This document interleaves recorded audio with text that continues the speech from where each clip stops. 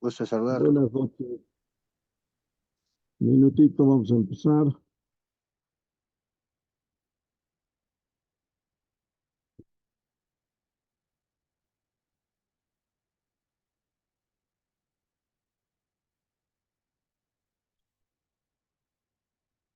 Estoy tomando nota, un segundito.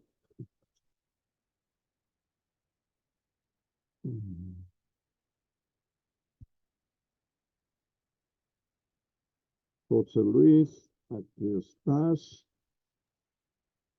Victoria Díaz, un ratito, ¿dónde está Victoria Díaz? Victoria Díaz, aquí está. Werner, un minuto, Werner también aquí está. Presente, maestro. Werner, ¿no has participado ayer en las anteriores dos reuniones? Sí, está presente.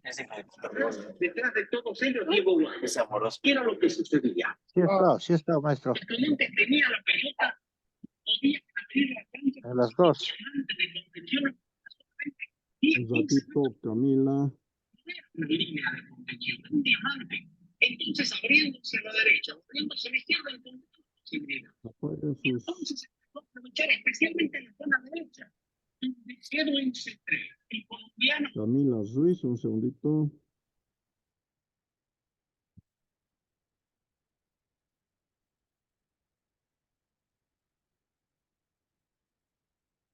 Camila, ¿es primera vez que estás entrando? Sí mismos. Por ejemplo, ¿Sí? Porque no estás en mi lista.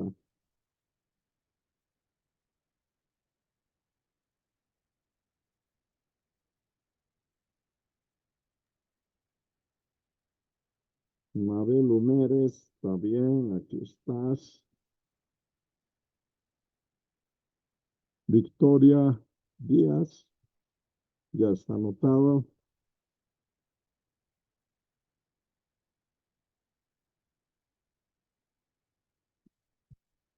A ver, vamos a ver quiénes más están.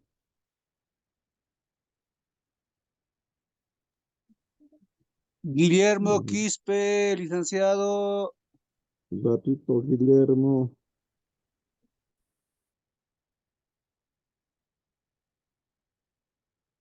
Guillermo Quispe, ya anotado. Yo también, Ale, vale. ¿Perdón? Yo también, Ale, vale. No te entiendo bien. Ale, vale. También estoy acá. Ale, vale, ya, muy bien, sí, sí. Te tengo por aquí. Y el Ale, anterior vale. igual No has estuve, estado, no tengo has, screenshots, pero no, creo que no daba mi internet para poder responder. bueno, Ale, vale, no has estado en la anterior reunión, ¿sí? Sí he estado, tengo screenshots que te puedo mandar, pero no daban bien mi internet. Sí, no, no te he visto en la sala, por eso no está anotado.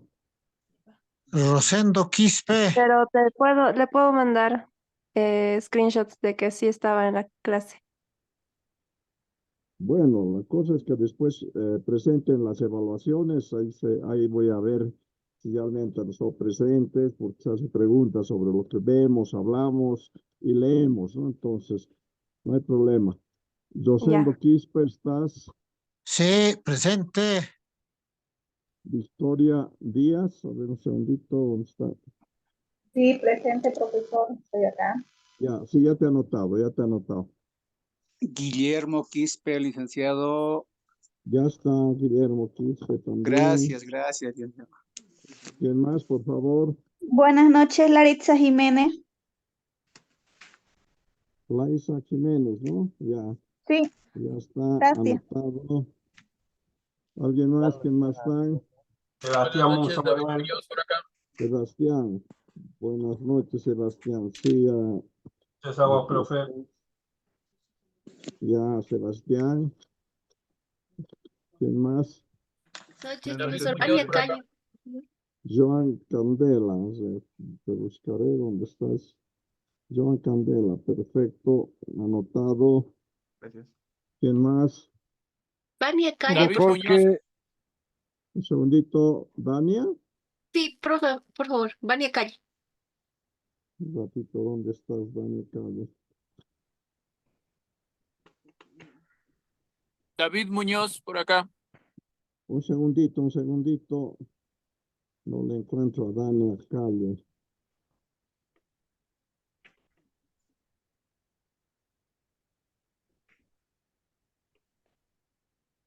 ¿Es primera vez que estás entrando, Dania? No, no, profesor, ya ha estado la anterior semana. No te encuentro, Dania Calle, ¿no?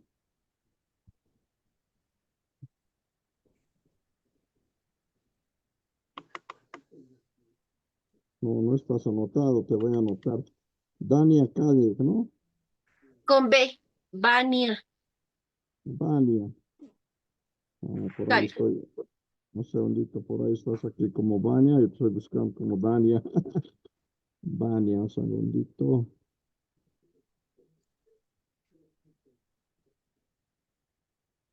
No, no estás, te voy a anotar. Vania Calle, ¿no? Sí, con B chica es Vania Calle. Vania Calle. Ya, está bien. ¿Quién más está? Hugo Colque, Lice, David buenas Muñoz. noches. Segundito, David Muñoz, ya. Hugo Colque, ¿no? Sí, Hugo Colque Flores, Lice, buenas noches. Un momentito. Hugo Colque, perfecto, anotado. Rosendo Quispe, Sí, presente. un segundito. Rosendo Quispe, ya estás anotado, ya. Ya, gracias. ¿Quién más? Henry Ramírez. Gensis Ramírez, un segundito te buscaré.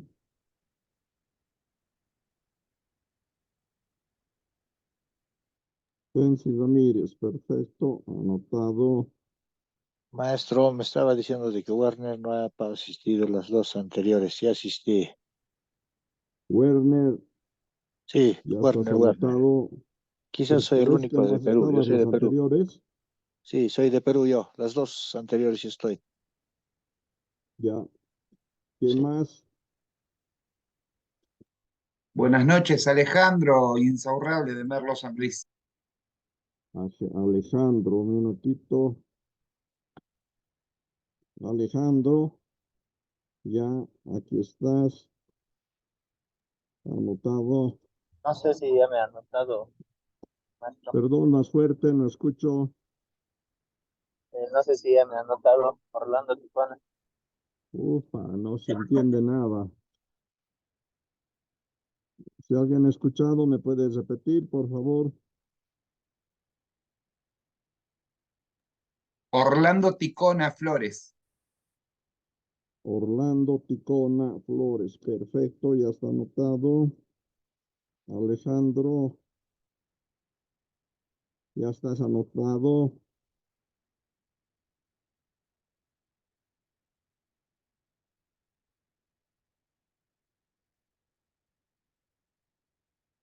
Werner Quispe está anotado dos veces. Vas a disculpar, Werner, con razón no te tenía. Werner está dos veces anotado. Ya. Listo. ¿Quién más? Buenas noches, doctor. Dígame, Freddy Ruelas. Freddy. Un ratito, voy a buscar dónde estás, Freddy.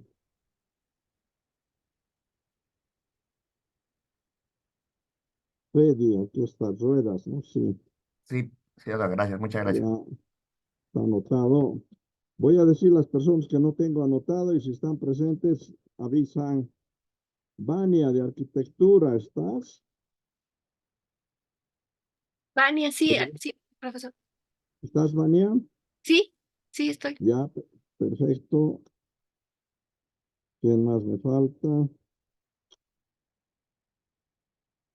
América. No está. Elsa Godiño. No está. Julia. Tampoco. Eric Yergo. Aquí estoy, profe. ¿Estás, Eric? Sí, Perfecto. sí. Ya te anoté. Samantha. No está. Orlando Ticona. No está. Brígida Presente, Yugra.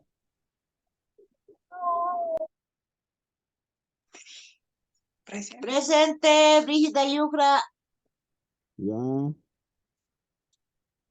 Ya, entonces faltan pocos. América falta. Elsa falta. Julia falta. Samantha también falta. Orlando Ticona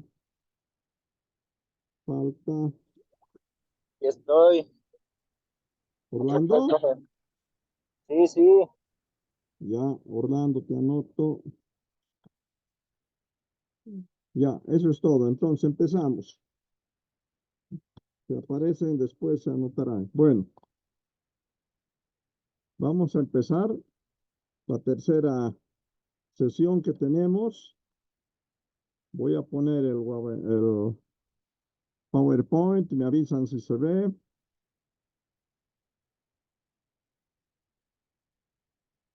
Ahí está el PowerPoint. Vamos a poner completo. Jamie.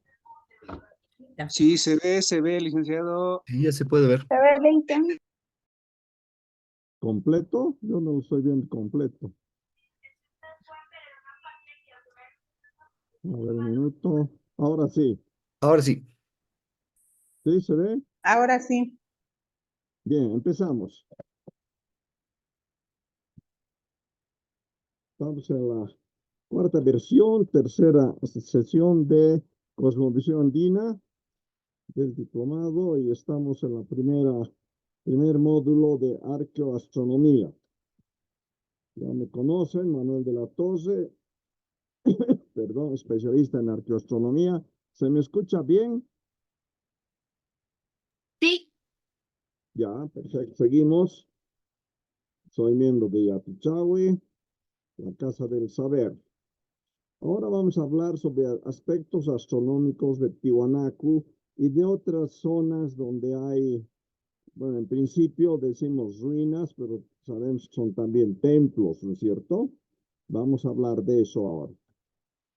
Primero, ahí tenemos una de las tantas líneas de tiempo hechas por los arqueólogos, ¿no? Esta línea de tiempo que para mí es la mejor, es del arquitecto Escalante, arquitecto y arqueólogo Escalante, donde al centro en azul nos muestra toda la línea de los pueblos andinos de la zona de Tiwanaku. Más abajo, si ven a la izquierda, está el mapa de América. Esa línea marca de todas las diferentes culturas encontradas en toda América, desde el norte hasta el sur. Y la última línea más abajo, vean un mapamundi de la Tierra. Esas serían las culturas más importantes de todo el mundo. Nosotros vamos a hablar un poquito de la de arriba. Quiero empezar con esto, pues no sé si los he comentado. En este momento, por ejemplo, en Tiwanaku, entran a una sala, hay una línea de tiempo hecha por un arqueólogo o un grupo de arqueólogos. Entran a la otra sala, hay otra línea de tiempo hecha por otros arqueólogos. Se entra a la zona donde están los templos, hay una tercera línea de tiempo hecha por otra gente. No puede ser que en un solo lugar como Tiwanaku tengas tres diferentes ideas. Y esta que estoy mostrando sería la cuarta. Sabemos que la arqueología es una de las ciencias más especulativas. Y de ahí nace que cada arqueólogo o cada grupo de arqueólogos hagan su propia historia de cómo creen que ha sido. Vamos a hablar de esta, que para mí es la más interesante. No he podido colocar las otras porque mi cámara se quedó en Tiwanaku, ahora estoy en La Paz, y ahí tenían las fotos de las otras diferentes líneas. Según esta, que es de Escalante, lo primero que tenemos es Vizcachani. Los primeros dibujos a la izquierda es de Vizcachani. Después empezamos a seguir, en la parte superior están los años, y aparecen casi al centro los diferentes pueblos que han empezado a dejar algún rastro, ¿no? Más o menos en el año 1000 o 2000, si no me equivoco, antes de Cristo.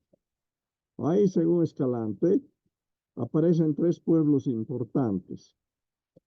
Está Tiwanaku, está, hoy difícil de leer desde aquí. Bueno, está Tiwanaku, está, ¿cómo se llaman los otros 2? Mi cabeza no está bien hoy día. Ya me voy a ir acordando. Llegamos al centro del dibujo y hay una línea vertical más gruesa que marca el año 0. Según Escalante, estas 3 pequeñas culturas que han empezado como pueblos tenían su propio, ay, caramba, ¿qué ha pasado? Tenían su propio rasgo. Ahí tenemos, por ejemplo, las cabezas de llamas hechas en piedras y la de arriba tenía otra serie de connotaciones. Para Escalante, desde el año 1000 más o menos hasta el año 0, han perdurado estos 3 grupos culturales alrededor del lago Titicaca. Pero Profesor, ya ha pasado, perdón. profesor, se lee apenas. El primero es Chipaya, el segundo es Tiwanaku y el tercero es Huancarani. Sí, Chipaya y Huancarani, sí, eso es, gracias. Van a disculpar, pero yo estoy con unos lentes que no me dejan leer, está muy chiquito para mí. Y bueno, esas serían las 3 culturas. Y cada una tenía una serie de rasgos, por ejemplo, de hacer las llamas en piedra, eso los tenemos inclusive en el Museo de Cerámica de Tiwanaku. Y según Escalante, más o menos en el año 0, Tiwanaku crece más y se absorbe a estas 2 culturas. Ahí tenemos, más o menos en el año 0, año 100, 200, las absorbe. Y ahí aparecen los dibujos de los templos. Más o menos en el año 80 empiezan a construir los templos y Tiwanaku empieza a expandirse y a crecer más.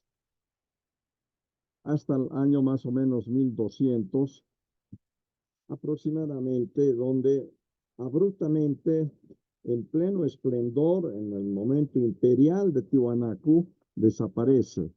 Se dice que es por una gran catástrofe. Hay 2 versiones. Una versión habla de que habría sido invadida por el lago, destruyendo a la cultura principal y que dirigía Tiwanaku. ¿Sí? Y también hay otra de las teorías que dice que ha sido más o menos 50 años de sequía. Y entonces todos los pueblos que formaban Tiwanaku, o sea, el imperio, recordemos que en la época imperial se dice que Tiwanaku estaba desde medio Chile, desde Santiago, media Argentina, Bolivia, Perú, Ecuador, Colombia y tal vez el sur de Venezuela. Todo eso era el imperio de Tiwanaku. Y justo en esta época, más o menos en 1200, vendría una gran hambruna que hace que los pueblos, 50 años de sequías, imagínense, no había que comer.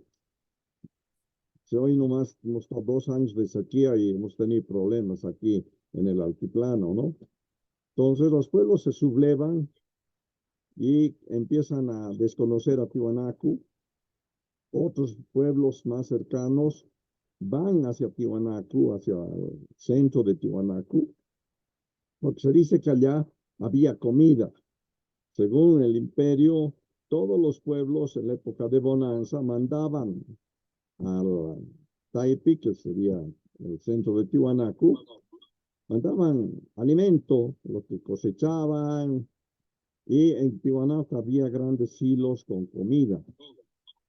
Algunos arqueólogos han encontrado en ciertas laderas de Tiwanaku bastante semilla de papa, de quinoa. Parece que ahí estaban los silos donde almacenaban esas comidas. Y estos pueblos sabían que había comida, entonces invaden Tiwanaku para buscar comida.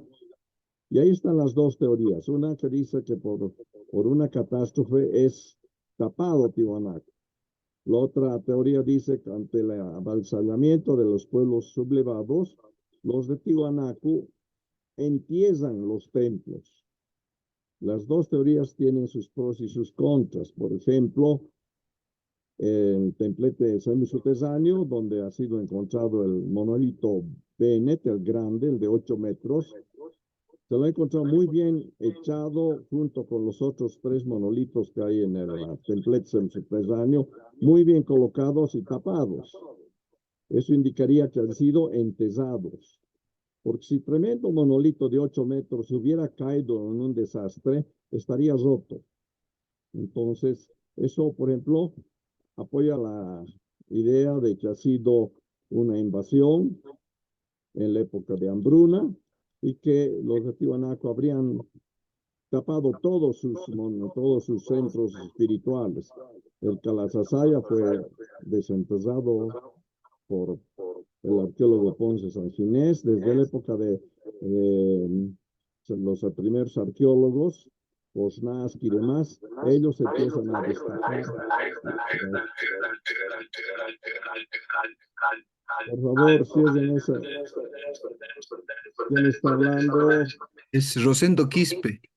Tiene que cerrar su micrófono. Ya, gracias. Entonces se dice que las dos teorías tienen sus pros y sus contras. Pero después de que desaparece Tiwanaku, aparecen, ahí vemos unas, en el 1200 más o menos, unas líneas más azules, pequeñas, en línea. Es la época de los, ¿cómo se llamaba? Caramba, hoy día estoy mal. Los señoríos aymaras, Lupacas, Condoris, todos, cada grupo que pertenecían al imperio Tiwanaku empiezan por lo menos 100 a 200 años a convivir solos. Tenían su propia jerarquía, sus sacerdotes y su zona donde habitaban. Así toda la parte del lago Titicaca, la parte de cerca de Tiwanaku y más abajo de Tiwanaku, hacia Oruro, Potosí, estos pueblos empiezan cada uno por su lado, a sobrevivir. Y después vemos la línea moradita ahí al centro, que aparecen los incas. Conocemos la historia de los incas, que dicen que han salido de la Isla del Sol, con Manco Cápac y Mama Ocllo, y que la tradición dice de que Manco Cápac llevaba un cetro de oro, que según lo que él sabía, lo que le habían dicho los sacerdotes, donde se hunda ese cetro, ahí debería crear su propio imperio, ¿no? Y se dice que han ido hacia la zona de Cusco y ahí se hunde el cetro y ahí crea el imperio inca.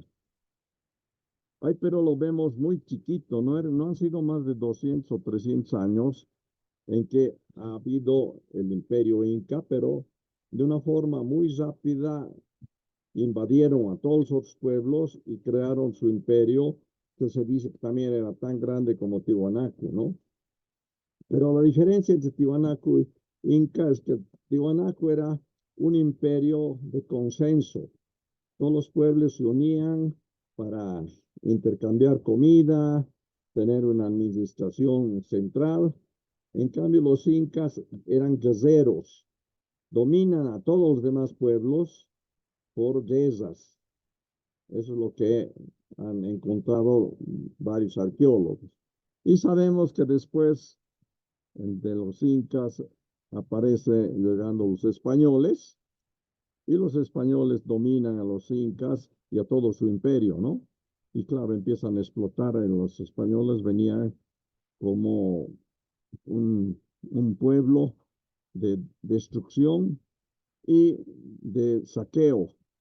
Hasta los incas el oro no era importante, eran láminas de oro, eran rayos del sol solidificados, plata eran rayos de la luna solidificados, por lo tanto no eran tesoros, pero para los españoles sí.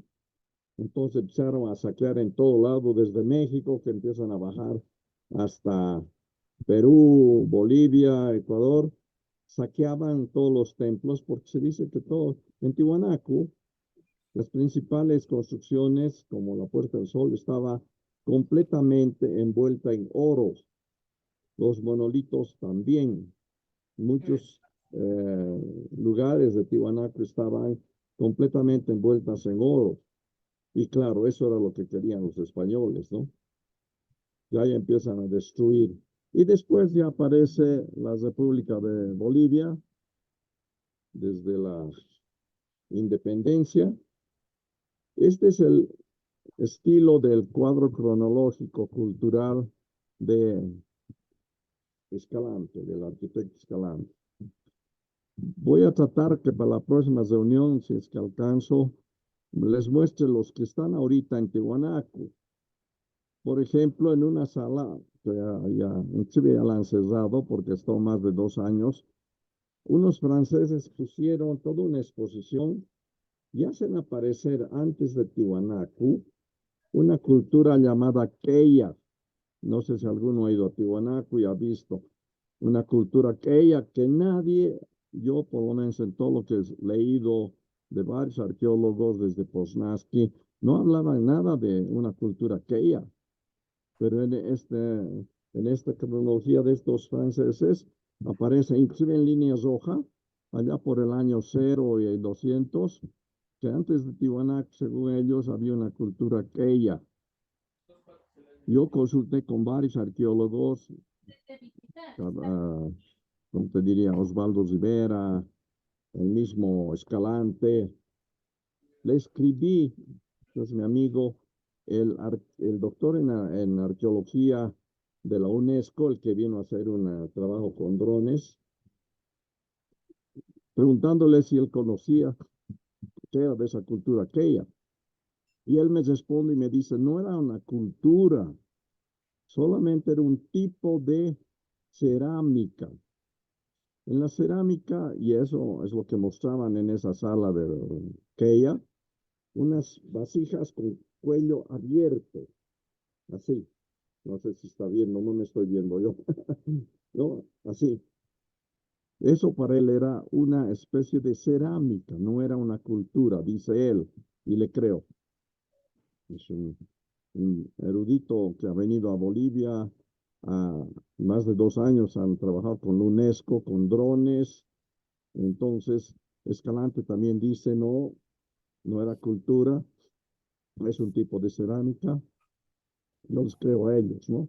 Además que en los dibujos que hicieron estos señores, por ejemplo, aparece Huancarani, por decir, del año 300 al 500, como un cuadrado.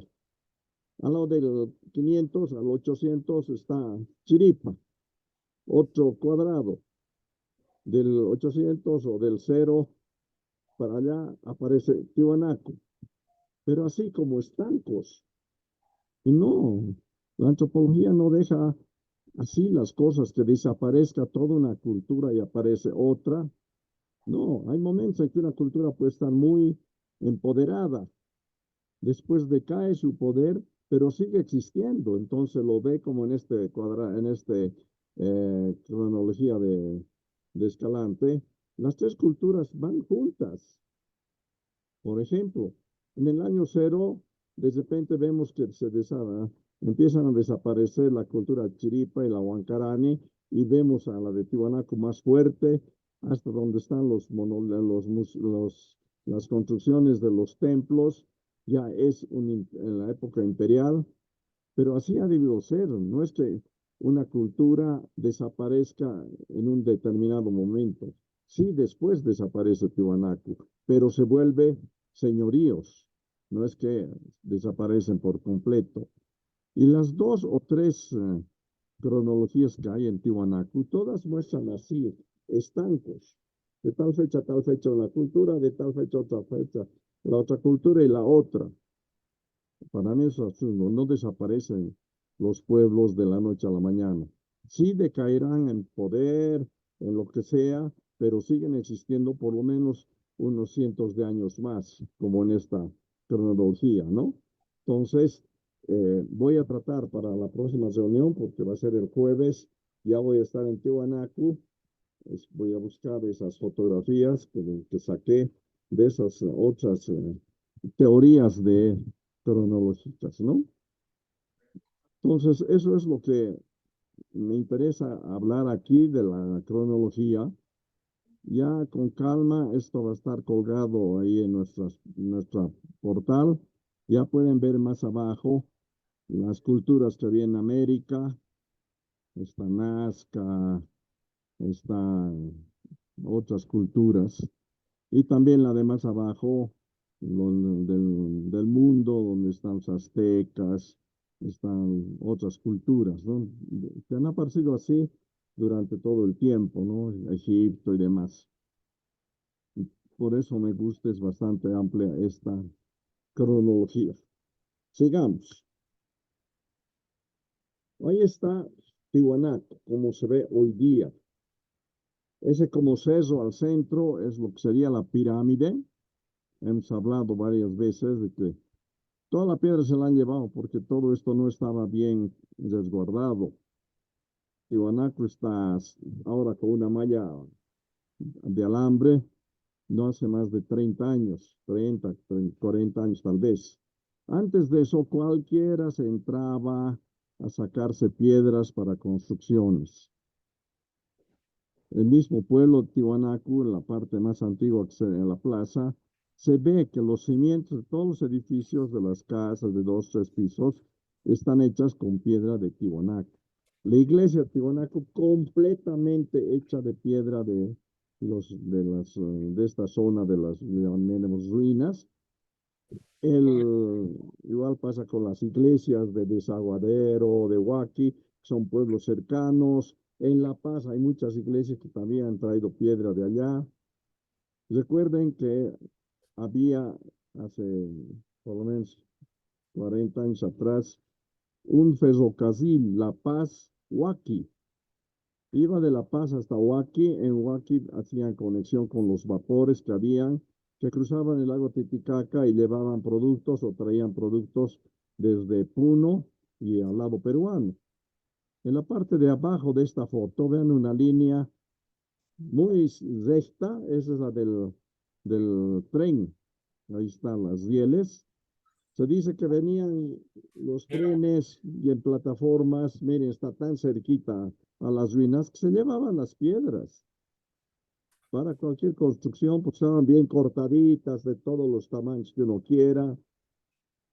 Venían, dice, camiones desde el Perú, igual a llevarse piedra, porque no estaba nada cuidado. Esto era campo libre, entraban a pastar, las llamas ahí, la gente caminaba, se sacaba todo lo que querían, monolitos, estelas, de todo, ¿no? Y en cambio ahora, recién, como os digo, no más de 30, 40 años que está protegido, no hay piedras para rehacer la pirámide. La pirámide es la parte como cerro. Más hacia arriba, al centro, está el Calasasaya, más o menos reconstruido. Estoy marcando con la flechita, no sé si se ve. Delante del Calasasaya está el templete semisubterráneo. Estos son los 3 templos más importantes. Fíjense en el cerro, al centro, estoy marcando, hay una especie de laguna. Se dice que ahí era una plaza hundida en la montaña con agua. Y era un espejo de agua donde se reflejaba las estrellas en la noche y donde trabajaban los amautas y los yatiris. Detrás del Calasasay a la izquierda, ahí se ve otras construcciones, semiconstrucciones, han sido excavados y han encontrado otro templo,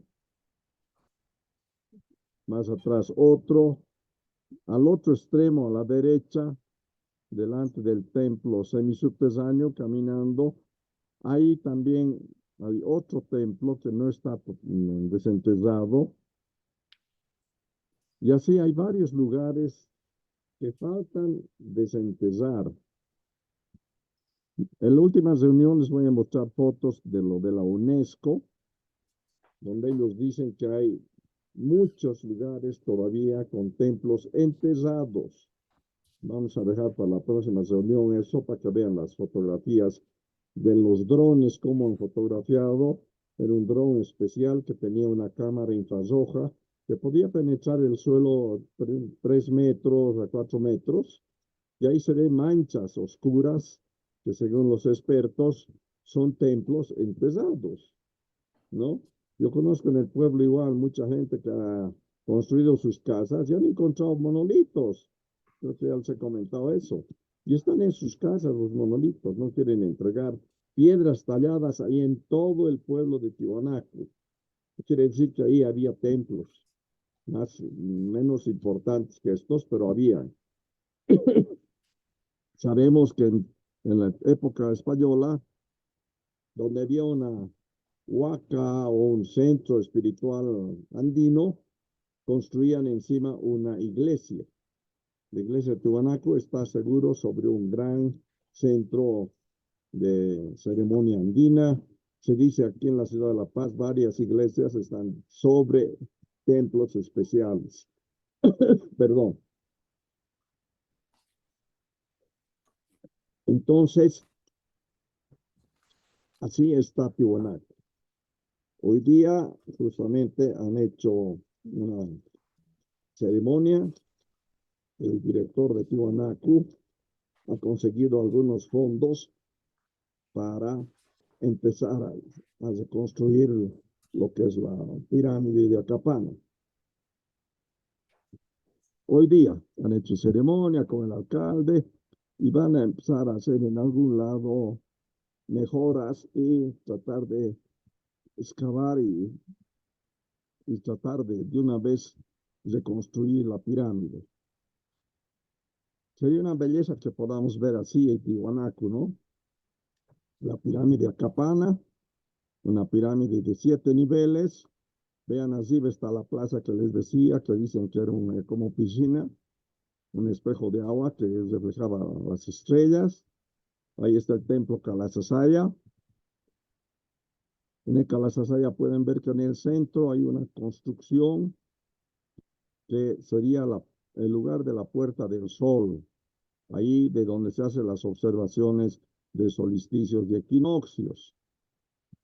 Abajo, el templete semisubterráneo, que también está prácticamente bien reconstruido.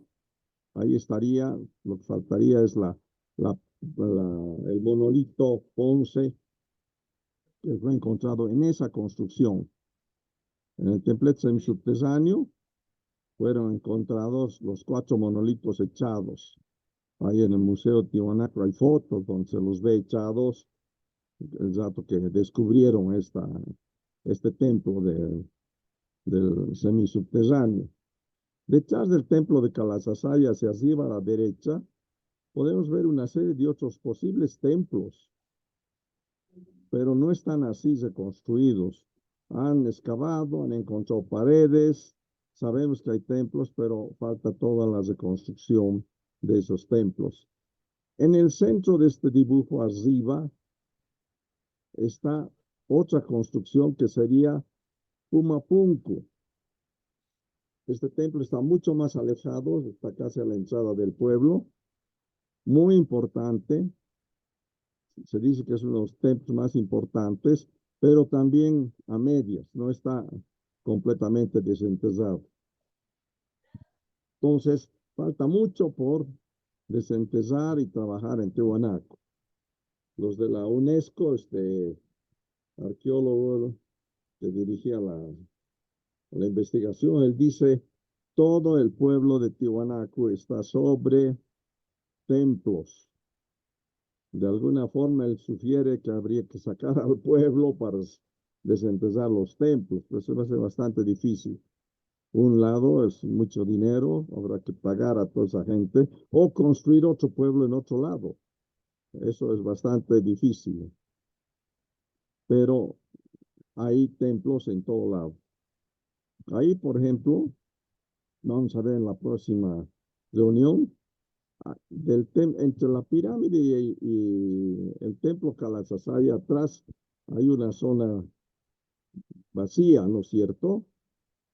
Él ahí ha encontrado un templo. En el dron marca más oscuro exactamente un rectángulo. Ese es otro templo. Bien, eso vamos a hablar la próxima reunión. Pero así estamos, queriendo que se reconstruya la pirámide, queriendo que se destape los otros templos, pero vuelvo a decir, es mucho dinero. Ustedes saben que cualquier trabajo arqueológico tiene que ser muy lento, con mucho cuidado. No puedes meter ni una picota ahí para sacar la tierra, no. Porque hay cosas que pueden encontrarse y si metes una picota o un tractor que vaya a remover la tierra, puede destruir algo que está ahí abajo todavía enterrado, ¿no? Apagan ese micrófono, por favor. Seguimos. Vamos a hablar ahora del templo Kalasasaya. Kalasasaya. Kala es piedra, Sasaya es parada. Son el templo de las piedras paradas. Enseguida vamos a ver. Todo el templo a su alrededor tiene unas enormes piedras de 3 metros o más, marcando la forma del templo. Ahí está el Kalasasaya. En ese círculo amarillo está la Puerta del Sol. No está en su punto verdadero, que es ese punto rojo. Según Escalante y otros arqueólogos, ahí debería estar la Puerta del Sol, porque de ahí al centro de ese punto rojo es donde se hacen las observaciones de solsticios y equinoccios. Vemos ahí a las asayas, donde estoy marcando esta pared de la izquierda, se ven unas puntas. Esas son las puntas de las Kalasasayas y está en todo alrededor, en los 4 lados de este templo. Así es el templo de Kalasasaya. La puerta principal está hacia el este. Ahí podemos ver dónde está la Puerta del Sol y dónde está lo que llaman plataforma central. Se dice, y no está reconstruido, que hay una plataforma en esa parte central que estaba más elevada, por lo menos 1 metro más elevado que el resto de la construcción, y encima de esta plataforma debería estar la Puerta del Sol, que era donde se hacían las observaciones de la salida del sol hacia el este y la puesta del sol en lo que se llama balconera oeste. Ahí en la balconera también hay una serie de Kalasasayas, 11 piedras enormes, que marcan posiciones cuando se entra el sol. Ahí se marca todo el ciclo anual del sol. Aquí está la foto y esas serían las posiciones de los equinoccios, por ejemplo, y solsticios. Desde el punto azul del centro, vemos salir el sol por la esquina izquierda, en lo que sería ahorita más bien nuestra derecha. Año Nuevo Andino, dice. El sol sale por esa esquina, el solsticio de invierno. Después el sol se va a ir moviendo en esta pared y vendría el equinoccio, los 2 equinoccios por la puerta principal. Ahí se nota la puerta principal con la gradería que tiene 7 escalones, esas gradas. Y también el medio año o solsticio de verano sería a nuestra izquierda. Ahí está, marcando también la esquina esa donde el sol sale en medio año, en diciembre. Como hemos comentado en la anterior reunión, toda esta pared tiene y ha sido construida del ancho de estos ángulos. del solsticio de invierno hasta el solsticio de verano, que sabemos que es la inclinación del eje de la Tierra. Del Ecuador hacia, por ejemplo, a la derecha, en Año Nuevo, son 23 grados 27 minutos, que es la inclinación del eje de la Tierra. Y de la escalinata hacia la derecha hasta el medio año, son otros 23 grados 27 minutos. En total estamos hablando casi de 47 grados desde el medio año hasta el nuevo año, Año Nuevo. Es justo el ancho de esta pared. En la parte posterior hay algo parecido también, pero más chico, ¿no? Entonces, eso demuestra que es construido astronómicamente. Ahí está, lo hemos visto ya. Mirando del centro, donde está la silueta de la persona, vemos para el Wilcacuti del solsticio de invierno a la izquierda, cuando el sol sale por esa esquina.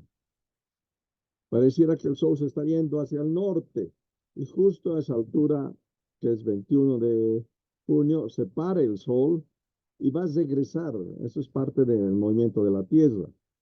Y ellos le llamaban Wilcacuti. Wilca, sol, cuti, retorno del sol.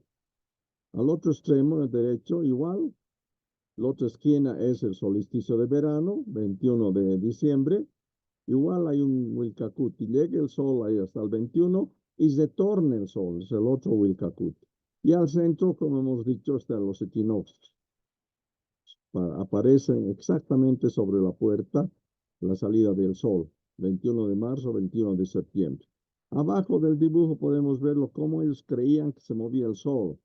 Desde el punto 1, 21 de junio, punto 2, 21 de septiembre, equinoccio de primavera, punto 3, 21 de diciembre, solsticio de verano, punto 4, 21 de marzo, equinoccio de otoño. Ese sería el ciclo que ellos veían cómo el sol se movía aparentemente en el horizonte.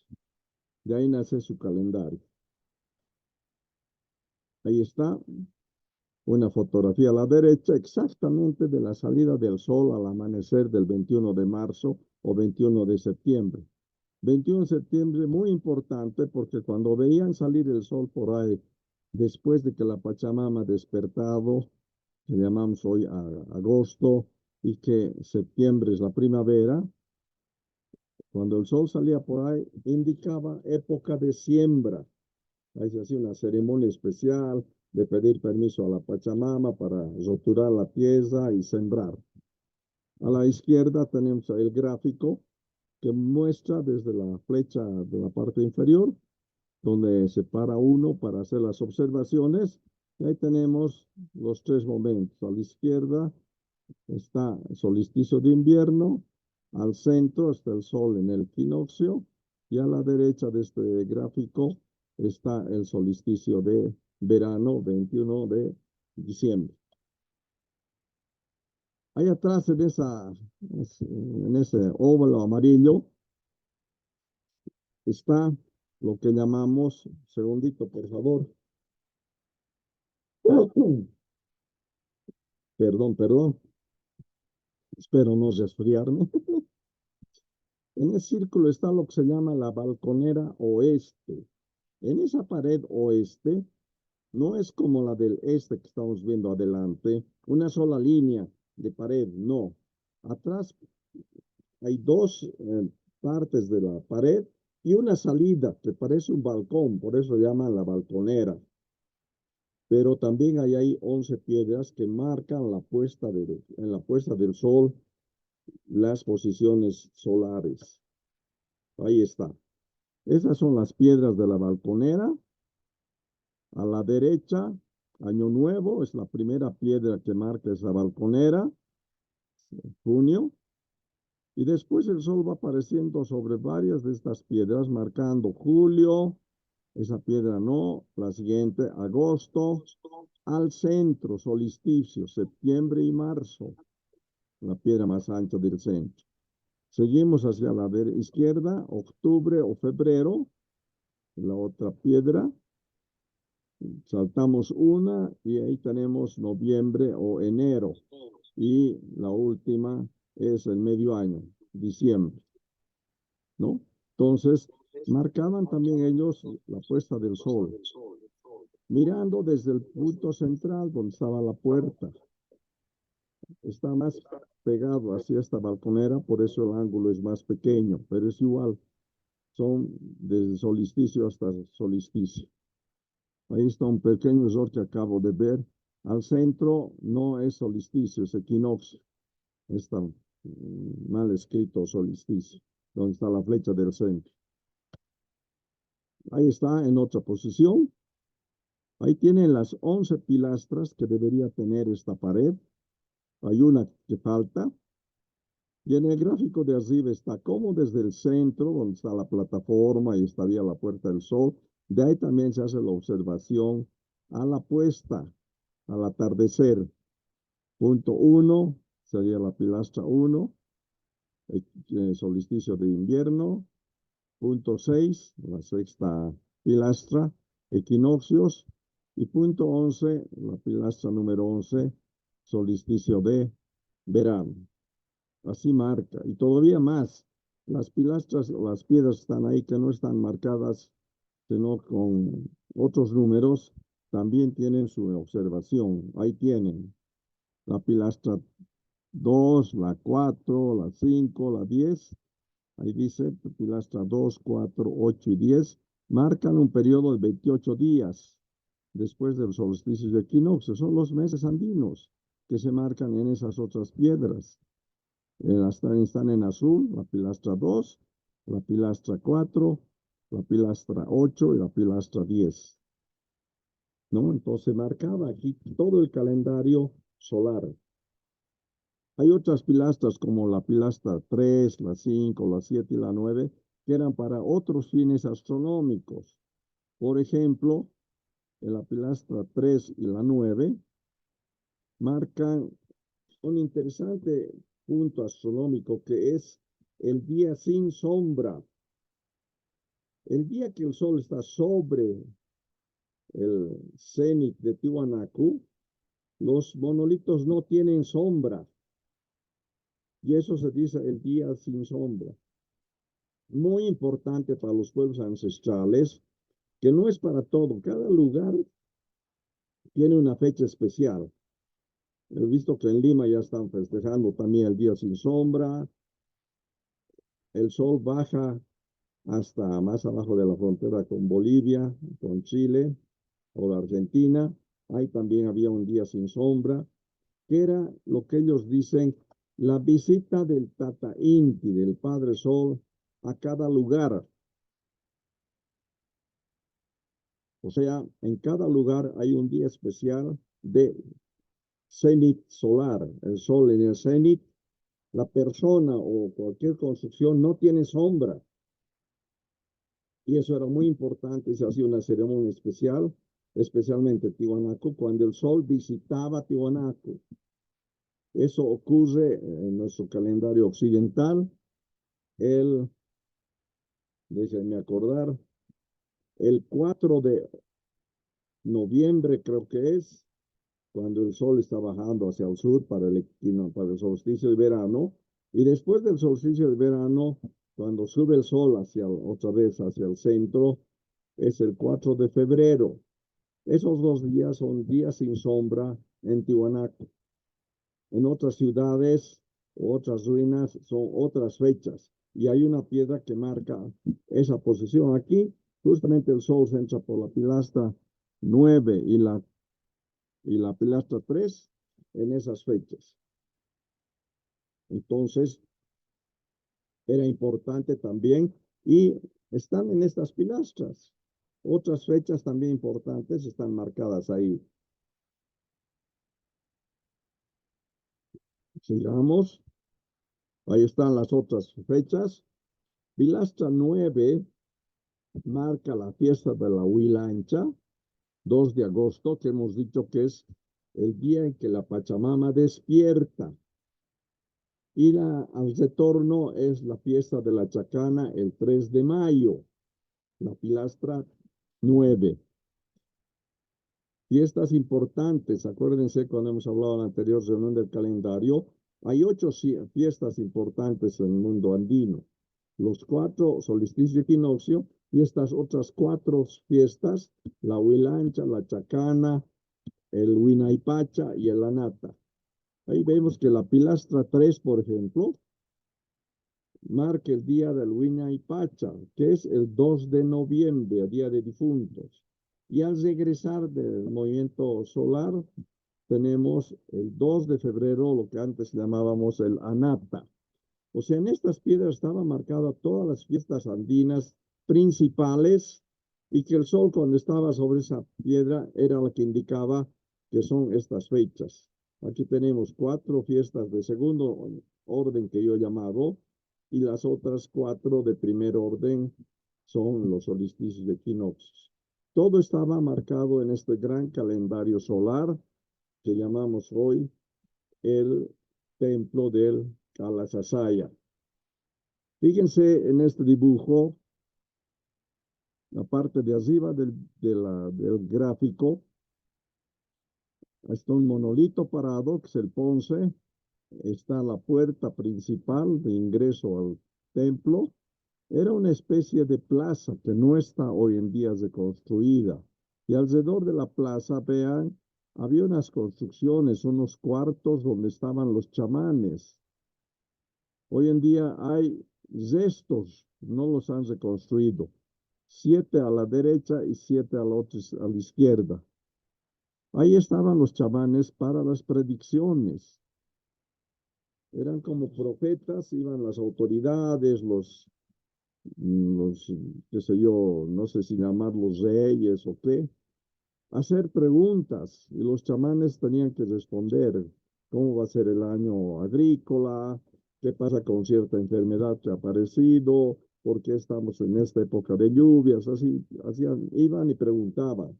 Y ahí siempre habían 7 a un lado y 7 al otro lado, 14 chamanes que respondían las consultas de los soberanos. Ahí está. Y recuerden esto de las pilastras 9 y 3. Y también las que hemos visto antes, vamos a recordar, aquí están. Las pilastras 2, 4, 8 y 10, que marcaban periodos de 28 días. Sigamos. Era interesante también que en el día del Año Nuevo, el 21 de junio, hoy en día se celebra la salida del sol, eso de las 6:30, 7:45 de la mañana, todo el mundo con sus manos esperando los primeros rayos solares, la gente está desde las 6 de la mañana congelándose ahí hasta que salga el sol. Y después, según la tradición, todo el día era dedicado al sol. Recuerden que el 21 de junio no está en el calendario andino. Se bailaba, se comía, se hacía música y al rato que se ponía el sol alrededor de las 6, 6:30 de la tarde, vean ahí arriba donde dice atardecer, el sol se ocultaba detrás de esta montaña que se llama Capilla. Esta montaña es un volcán apagado que coincide con la puesta del sol el 21 de junio. Esta montaña está ya hoy en día pasando la frontera de Desaguadero a unos cuantos kilómetros ya en territorio peruano. Hemos ido varias veces, ahora se hacen ceremonias también ahí al atardecer. Despedimos al sol en su primer día porque se entra en ese su palacio que estaría en esta montaña. Y vean ahí a toda la gente reunida mirando la puesta del sol. Aparece una especie de línea del sol que el rato que se oculta ahí, la puerta principal del Kalasasaya marca una línea que indica que es el momento de dormir. Esta línea se va hasta el Illimani. Ahí está. El sol se está ocultando el 21. Por la puerta principal entra como un sesgo. Vean la línea que se forma. Ahí está de otro punto de vista. Se nota clarito. Ahí está el sol entrando por la puerta. Y esta línea, el sol se está ocultando en el Capilla. pero la línea va hasta el fondo, que no se ve aquí, está el Illimani. Hay un momento de unión entre el Capilla, que está el sol entrando, y el Illimani, que marca también el solsticio de verano. Ese momento era la fiesta de la despedida, que no se hace hoy en día, ¿no? Entonces, todo es muy interesante. Cuando se en Tiwanaku, así en el amanecer o en el atardecer, vean estas sombras y luces, marcan una serie de situaciones muy importantes. Ahí está, por ejemplo, el momento que el sol se entra. Seguimos. Ahí está esa línea. El sol se está entrando por el volcán Capilla. La línea cruza el Calasasaya. Hay un haz de luz que sale por la puerta y se va hasta conectarse con la montaña o la cordillera del este, el Illimani.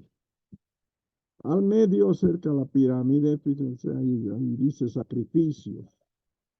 Con unos arqueólogos americanos se hizo un estudio de la línea y ahí encontraron un grupo de personas, niños sacrificados, extrañamente en esa línea, en ese punto.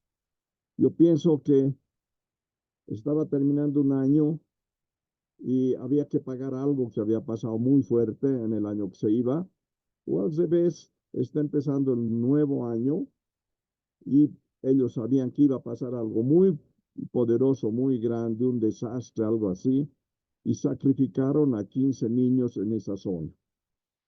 Desenterraron los arqueólogos y encontraron restos de niños menores de 15 años sacrificados ahí. No conozco el resto del informe porque ha sido hecho por arqueólogos americanos, norteamericanos. Un arqueólogo forense hicieron traer de Estados Unidos para que él retire los huesos. Tenían que determinar qué eran, si eran niños de otros pueblos que podían ser esclavos o eran aymaras, tiwanacotas, no sabemos. Pero se encontró ese sacrificio ahí muy grande, 15 niños sacrificados. Vámonos al siguiente. Templete semisubterráneo. El ingreso es por el sur. Y al centro están estos 3 monolitos que fueron encontrados junto con el gran monolito. Echados aquí los 4 monolitos y totalmente bien tapado este lugar. Cuando desenterraron, encontraron los 4 monolitos. Las paredes bastante bien cuidadas porque estaba todo enterrado con las cabezas clavas que están ahí famosas. Ese es el segundo templo importante. Y como hemos hablado la anterior vez, este sería el templo del mundo de abajo, del Mancapacha, porque baja del suelo principal queriéndose acercar a la Pachamama. De ahí se hacen observaciones también lunares. Ahí vemos la excavación 1903, parte de las piedras y todavía todo bien conservado ahí. Y en la reconstrucción actual ahí están las famosas cabezas clavas en las 4 paredes del templete semisubterráneo. Es la entrada hacia el sur, ahí está la escalinata, 7 gradas, como hemos dicho, número sagrado. Ahí están los 3 monolitos al centro, faltaría el cuarto, que es el que está en el museo, el monolito Bennett. De frente vemos lo que parece un cerro, esa es la pirámide. Esperemos que algún día podamos verla como pirámide. Se puede ver en algunos costados, por ejemplo, a la izquierda, vean la parte baja, está una de las paredes que no fue destruida porque estaba tapada. Al otro lado, en la parte derecha, igual, cuando han empezado a excavar, se han encontrado primer y segundo nivel, bastante bien conservado porque estaba tapado.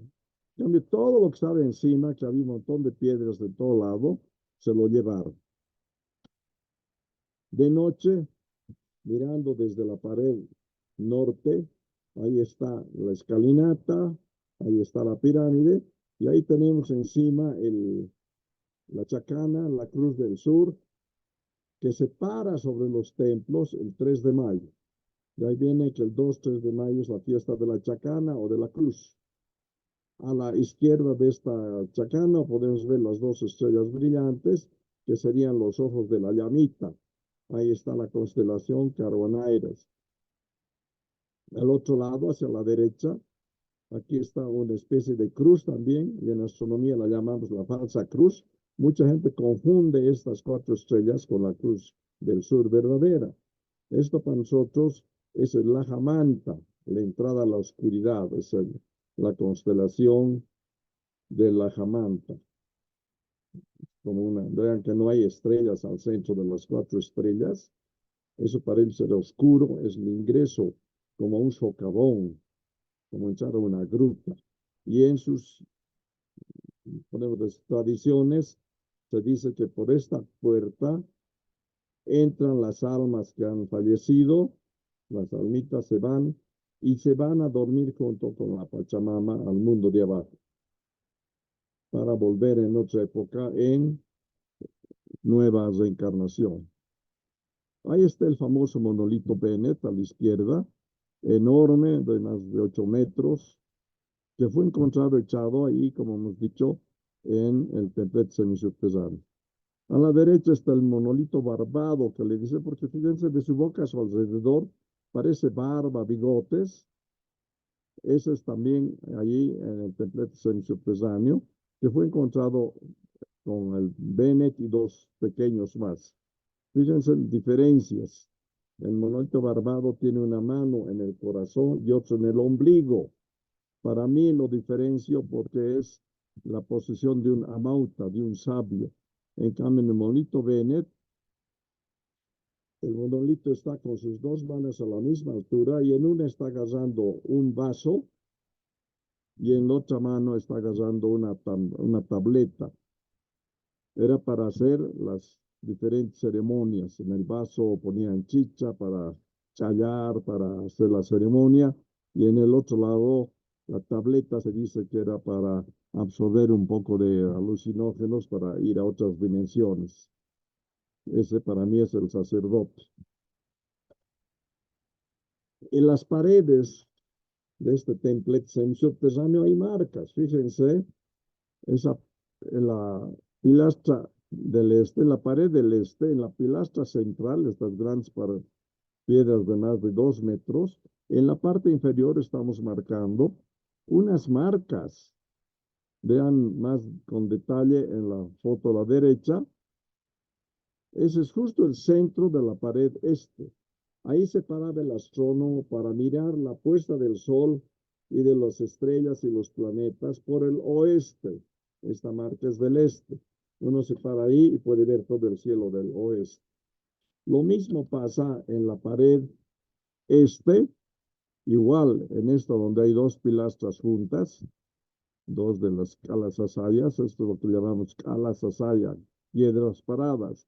En la parte inferior igual hay unas marcas, fíjense el detalle en la foto de la derecha, hay 3 rayas o 4 rayas como dedos. Ahí se paraba el astrónomo para ver salir, estamos viendo la pared oeste, miraban el este para ver salir al sol, a planetas, a la luna y las estrellas. Este templo semisubterráneo para mí era un centro de observación astronómica también. Y es más, en la pared norte de este templete, en el centro de la pared, vean, ahí está marcada una piedra negra, larga, la única en toda esta pared y en todo el templo semisubterráneo. Es una piedra de basalto negro que, yo digo, extrañamente marca el norte. Si uno agarra una brújula y marca esta piedra, es exactamente el norte. Entonces aquí se paraba también el astrónomo, parado en el norte, miraba todo el cielo del sur y desde ahí se hacía todo el control del movimiento de la Cruz del Sur, de la llamita, los ojos de la llama, de Lajamanta, son las 3 constelaciones que están alrededor del Polo Sur, muy importante para ellos para determinar ciertas fechas, ciertas ceremonias.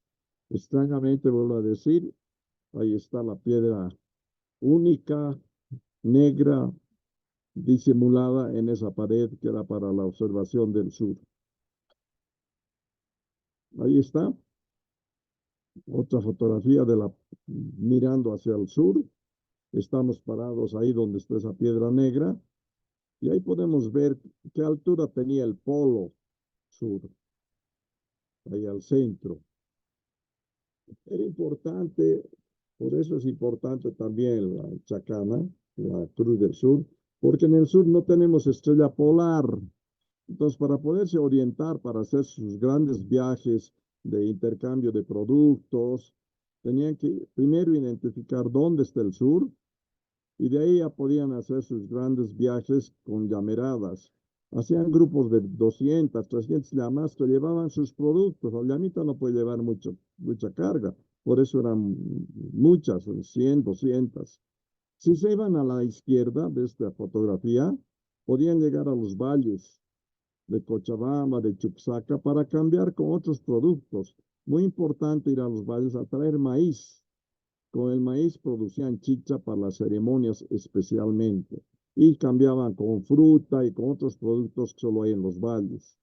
Si se iban a la derecha, podían llegar hasta la costa del Pacífico, donde cambiaban por pescado y otra serie de alimentos de las zonas del Perú o de Chile, ¿no es cierto?, de las costas. Si iban de frente en esta posición hacia el sur, podían llegar a los salares, donde cambiaban por sal y por otros productos. Y si se daban la vuelta y dabas la espalda al Polo Sur, podías subir ya al norte de La Paz, al Beni, donde ya es zona amazónica, también para intercambiar con productos de la zona cálida, ¿no? Entonces era muy importante identificar esta posición del sur, por eso miraban mucho la Cruz del Sur para sus viajes que llamamos de las grandes llameradas. Ahí está un esquema del templete subterráneo, las flechas que marcan el este, el oeste, el norte, donde se paraban, ahí vemos las líneas azules para hacer las observaciones astronómicas. También se ven las lunaciones, este es un dibujo, pero yo tengo ya fotos verdaderas, como las lunas llenas, mirando de la pared oeste, estamos viendo salir la luna. La luna llena sale hasta hoy en día sobre las grandes calazazayas, marcando los meses de 28 días. Entre una luna llena y otra luna llena son 28 días aproximadamente, ¿no es cierto? Para ellos marcaban así en su calendario. Y estamos haciendo hasta hoy en día. Cuando es luna llena, vamos y esperamos, estamos parados en la pared oeste, donde está la marca, y justo exactamente sale la luna llena sobre las grandes pilastras de la pared este. Seguimos hoy en día haciendo eso, porque hay fechas en que es luna llena, por ejemplo, en estas épocas de lluvia y de mucha nube, no podemos sacar las fotos, así que estamos esperando que en alguna época podamos tener lunas llenas, con cielo despejado como aquí, y podamos identificar las posiciones. Ahí está al otro lado, estamos viendo hacia la izquierda del templo, igual, saliendo las lunas por las grandes calazazayas. Pasemos rápidamente a la pirámide de Acapana. Ahí tienen 3 diferentes posibilidades de cómo creen los arqueólogos, los arquitectos, que es la forma de esta pirámide. Como hemos dicho, no hay la piedra para poder reconstruir, pero más o menos se conoce esta forma que tiene por los ángulos especialmente de las primeras paredes inferiores que están todavía con las piedras, ¿no? Lo de encima no hay. Se dice que encima hay esa especie de plaza, donde se dice que había una especie de piscina, que era un espejo astronómico, un espejo de agua, se dice, para las observaciones. Esperemos que algún rato se pueda tener la posibilidad de ver así la pirámide Acapana. Hemos encontrado túneles. Estas son fotos de la parte superior de la pirámide. Vean en la foto arriba a la izquierda una piedra que es como tapa con un agujero redondo. Es lo que tapa este túnel que está al lado. En la foto de arriba a la derecha estoy yo hincado mirando ese túnel que baja en forma perpendicular unos 2 metros y se va por el horizonte hacia el norte. No sabemos exactamente para qué servían estos túneles. Vean las fotos de abajo. A la izquierda está la tapa, se ve muy bien la tapa que oculta este túnel. Y a la derecha, abajo, vean, el túnel es ancho, por lo menos 80 centímetros por 80. Lo hemos metido en arqueólogo ahí para ver hasta dónde llegaba, amasado con pitas y demás para evitar que se vaya a trancar o algo. Ha entrado un poco y después el túnel baja 2 metros en forma horizontal y se va unos buenos metros, ahorita vamos a ver dibujos, en forma vertical la bajada y horizontal, pero no hemos podido llegar muy lejos. Hemos metido unos robots, igual el robot ha bajado 2 niveles y también se ha trancado porque ya hay mucha piedra, barro en el túnel, ¿no? Ahí está, en la parte superior derecha, lo que podría ser el trayecto de los túneles. Ahí vemos la parte superior, donde está, se entra. El arqueólogo ha podido caminar todo el primer nivel, pero ya no ha podido bajar al segundo nivel porque es angosto, no podía darse la vuelta. Ahí sería la forma como pensamos que es el túnel. Abajo a la derecha también pueden ver ya la puerta de salida en la parte inferior de la pirámide y ahí podemos ver 5 niveles de la pirámide. Ahí pueden ver las paredes, la pared más baja donde está el túnel. Está todavía bien conservado porque estaba tapado, no se han podido llevar esas piedras. El segundo nivel quedan unas cuantas piedras que marcan el segundo nivel, lo demás se han llevado. Tercer nivel también marca unas cuantas piedras, ya desde más arriba ya no hay las piedras, se lo han llevado. A la derecha, a la izquierda, ahí tiene otra vez una serie de gráficos, cómo sería el túnel. Abajo, en la izquierda, igual, cómo sería el túnel de bajada y de salida. Pero hay que esperar desde construir este templo para poder saber para qué sirven estos túneles o hacia dónde van. Hay casi, yo he visto hasta 7 túneles, unos destruidos. Han querido meterse por ahí dinamitando y no han conseguido ir muy lejos. Pero algún rato sabremos para qué sirven estos túneles. Este es otro túnel, hay 3 túneles. Los de arriba, donde estoy yo sentado, y el otro, uno de los técnicos trabajando, está en media pirámide, a media altura de la pirámide, está una puerta de entrada o salida. Y las de abajo son túneles que hay en las partes inferiores. El de la izquierda pueden ver ahí las estalactitas, cuando hemos abierto, se notaba que no había entrado nadie mucho tiempo. Las estalactitas. Llega hasta cierto nivel, unos 5 metros, está tapado por dentro. Igual en la foto de la derecha abajo. Esta es otra. Vean que son túneles muy bien construidos, con piedra lisa, de paredes, de techo. ¿Para qué servían? No sabemos. Pero llega unos 5 metros entrando y están tapados con piedras también. Y no se puede mover estas piedras porque miedo de que la pirámide entera, el cerro de la pirámide colapse. No está protegida ni encadenada en los 4 lados, ¿no? Recuerden que ha sido construido, por lo tanto no es un cerro originario, digamos. Ha sido construido, por lo tanto tiene mucha consistencia. Esperamos que algún rato podamos saber, cuando esté reconstruido completamente, abrir estos túneles para saber dónde van. Esa es la pirámide de Acapana. También hemos encontrado que tiene orientación solsticio de equinoccios. Vean lo interesante. Desde un punto que está abajo a la derecha, es el lugar de observación. Pueden ver cómo coinciden las puntas que marcan los solsticios de invierno a la izquierda y de verano a la derecha. O sea, es también una construcción astronómica. Y el centro, el equinoccio, que pasaría por la piscina de arriba, las gradas de ingreso que se ingresa por el oeste, son exactamente marcando también el equinoccio.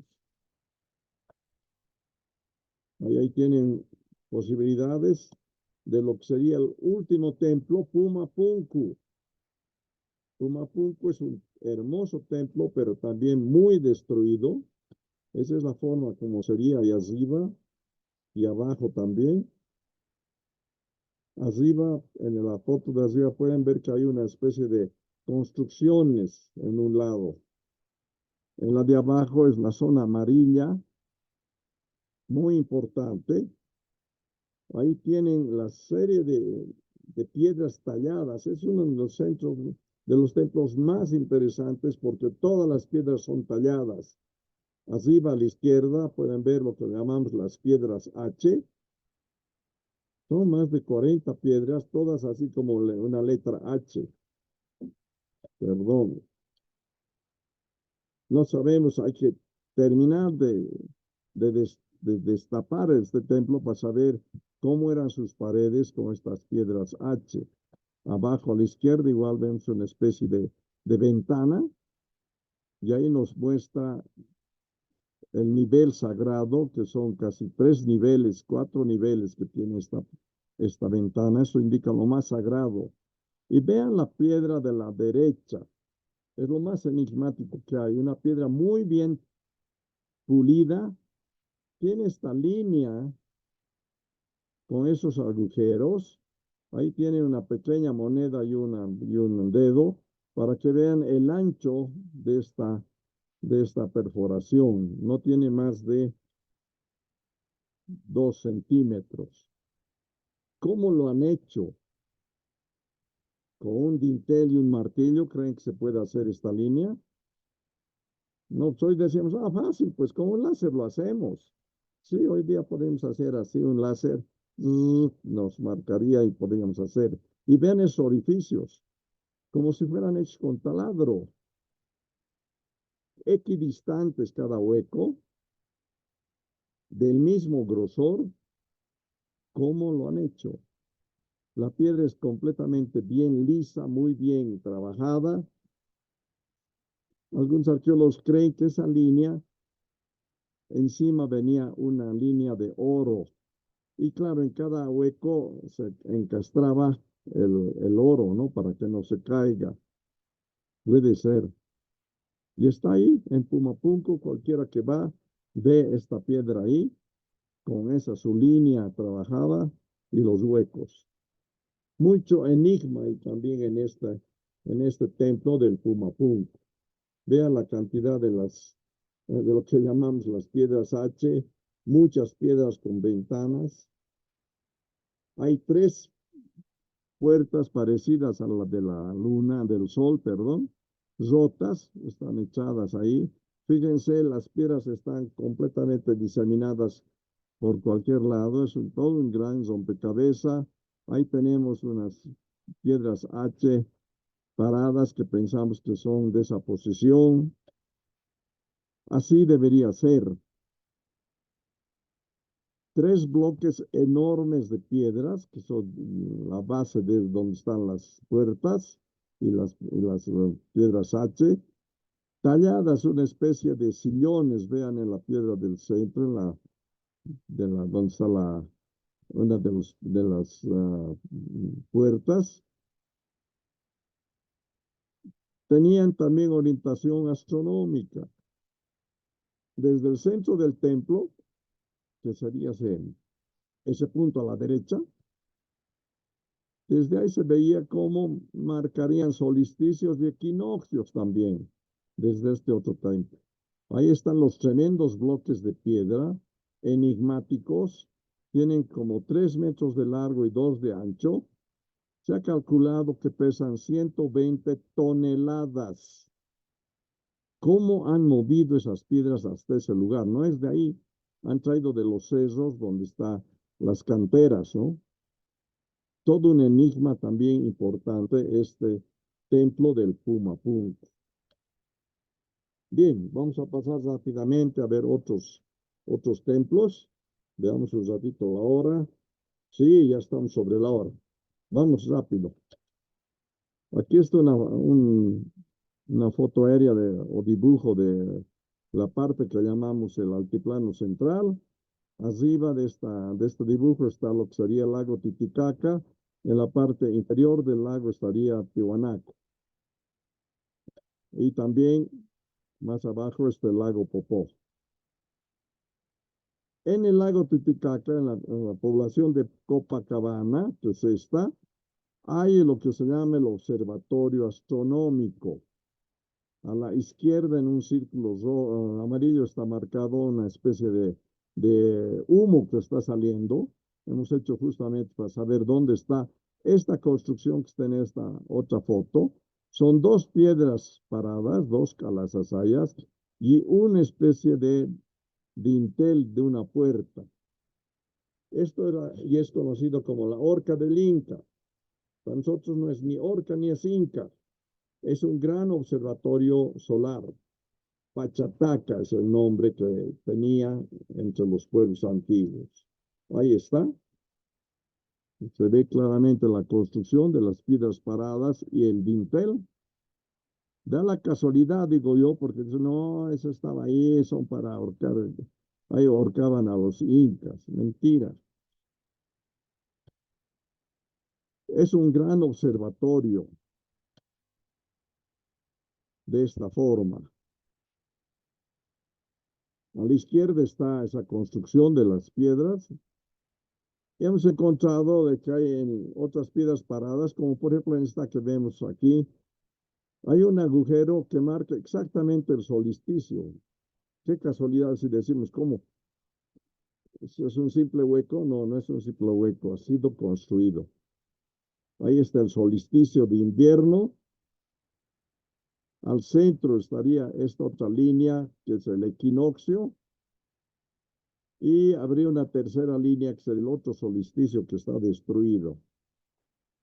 Ese. No hemos encontrado piedras ni marcas, pero sí la del solsticio de invierno. Es así. Si vemos el gráfico, una piedra parada hacia la parte superior del dibujo, tiene un orificio que extrañamente justo el 21 por ahí entra un rayo del sol, que se va a parar a la que llamaríamos la horca, al Pachataca, marcando el solsticio. Y en líneas rojas del equinoccio, hay otras 2 piedras que marcan cuando el sol sale por ahí en equinoccio. Así se ve. Solsticio de invierno. Ahí está la piedra con el orificio principal ahí por donde va a salir el sol.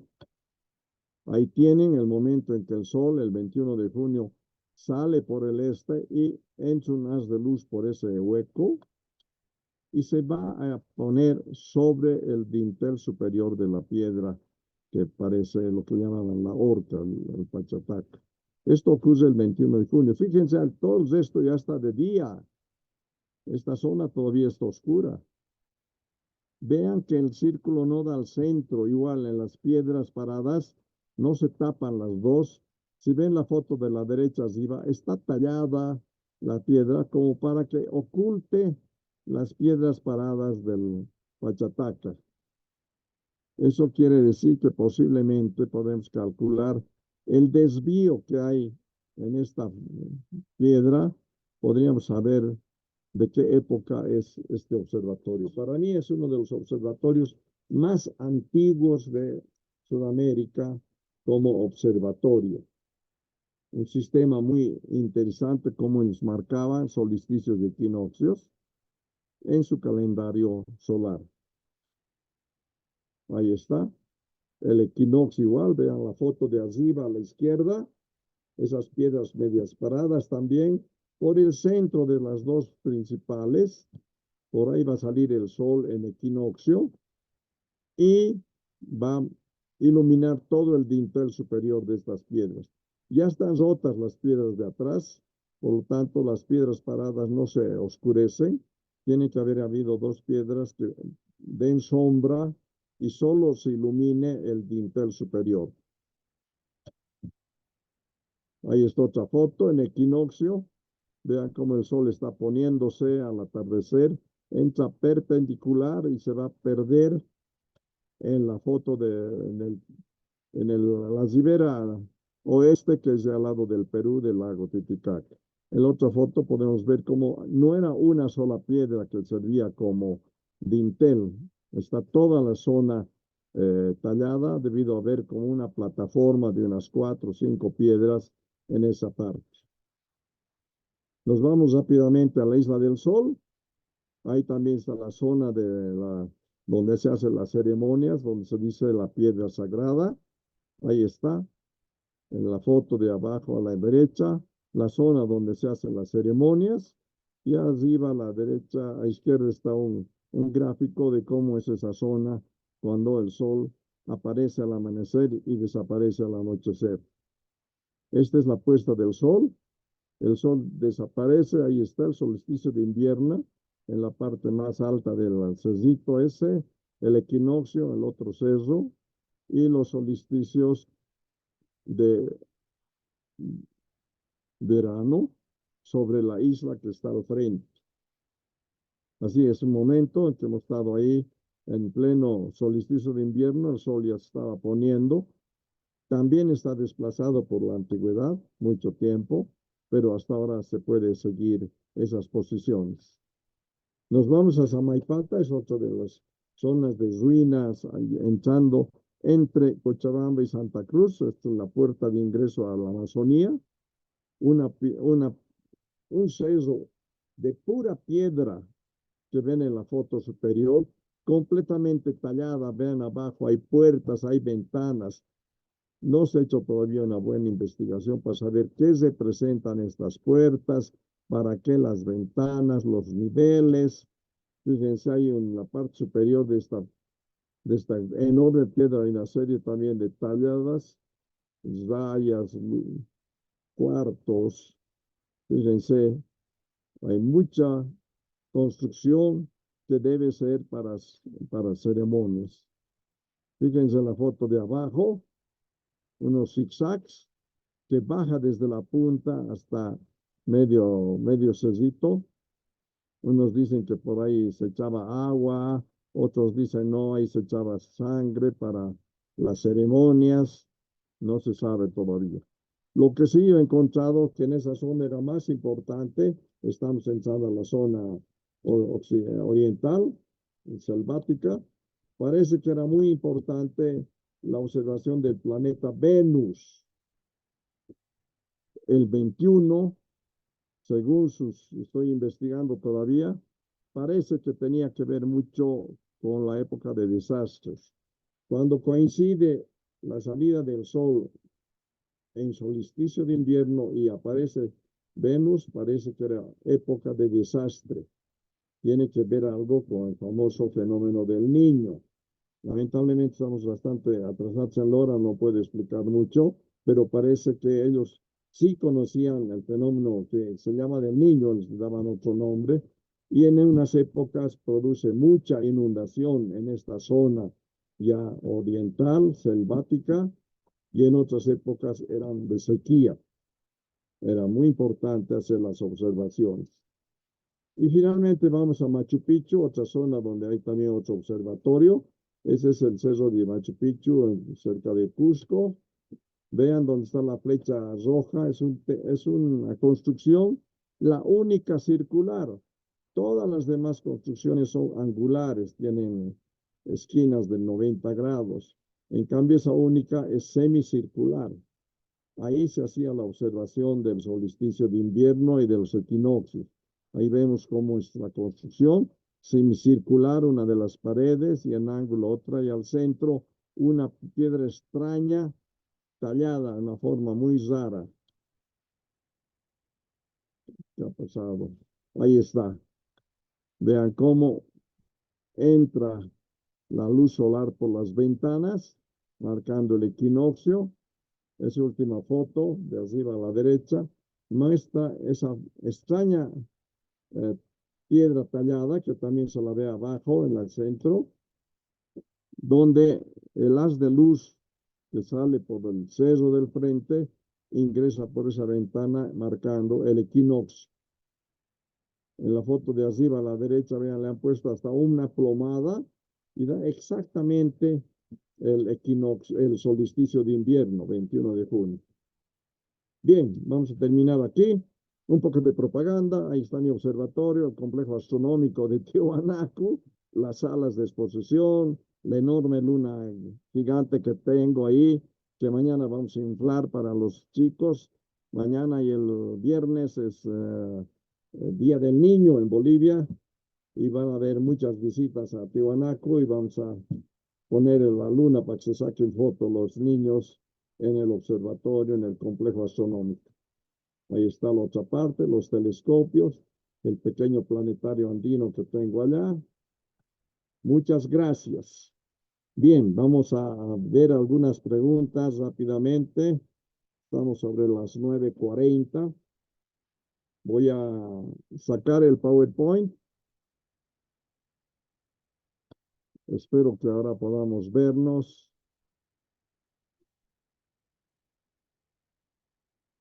Ay, caramba, no sé dónde andamos. Ahí estamos. Bien. Ah, caramba, no había puesto mi imagen.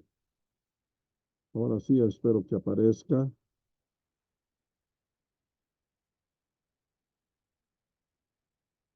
Ahora sí. Bien. Ya hemos terminado la tercera sesión. Espero que les haya gustado, que no sea demasiada información. De todas formas, este video vamos a colgar para que ustedes puedan reproducirlo en otro momento y ver las partes que más les interesa. Vamos a hacer una ronda de preguntas, por favor. ¿Quién quiere empezar? ¿Dónde estoy yo?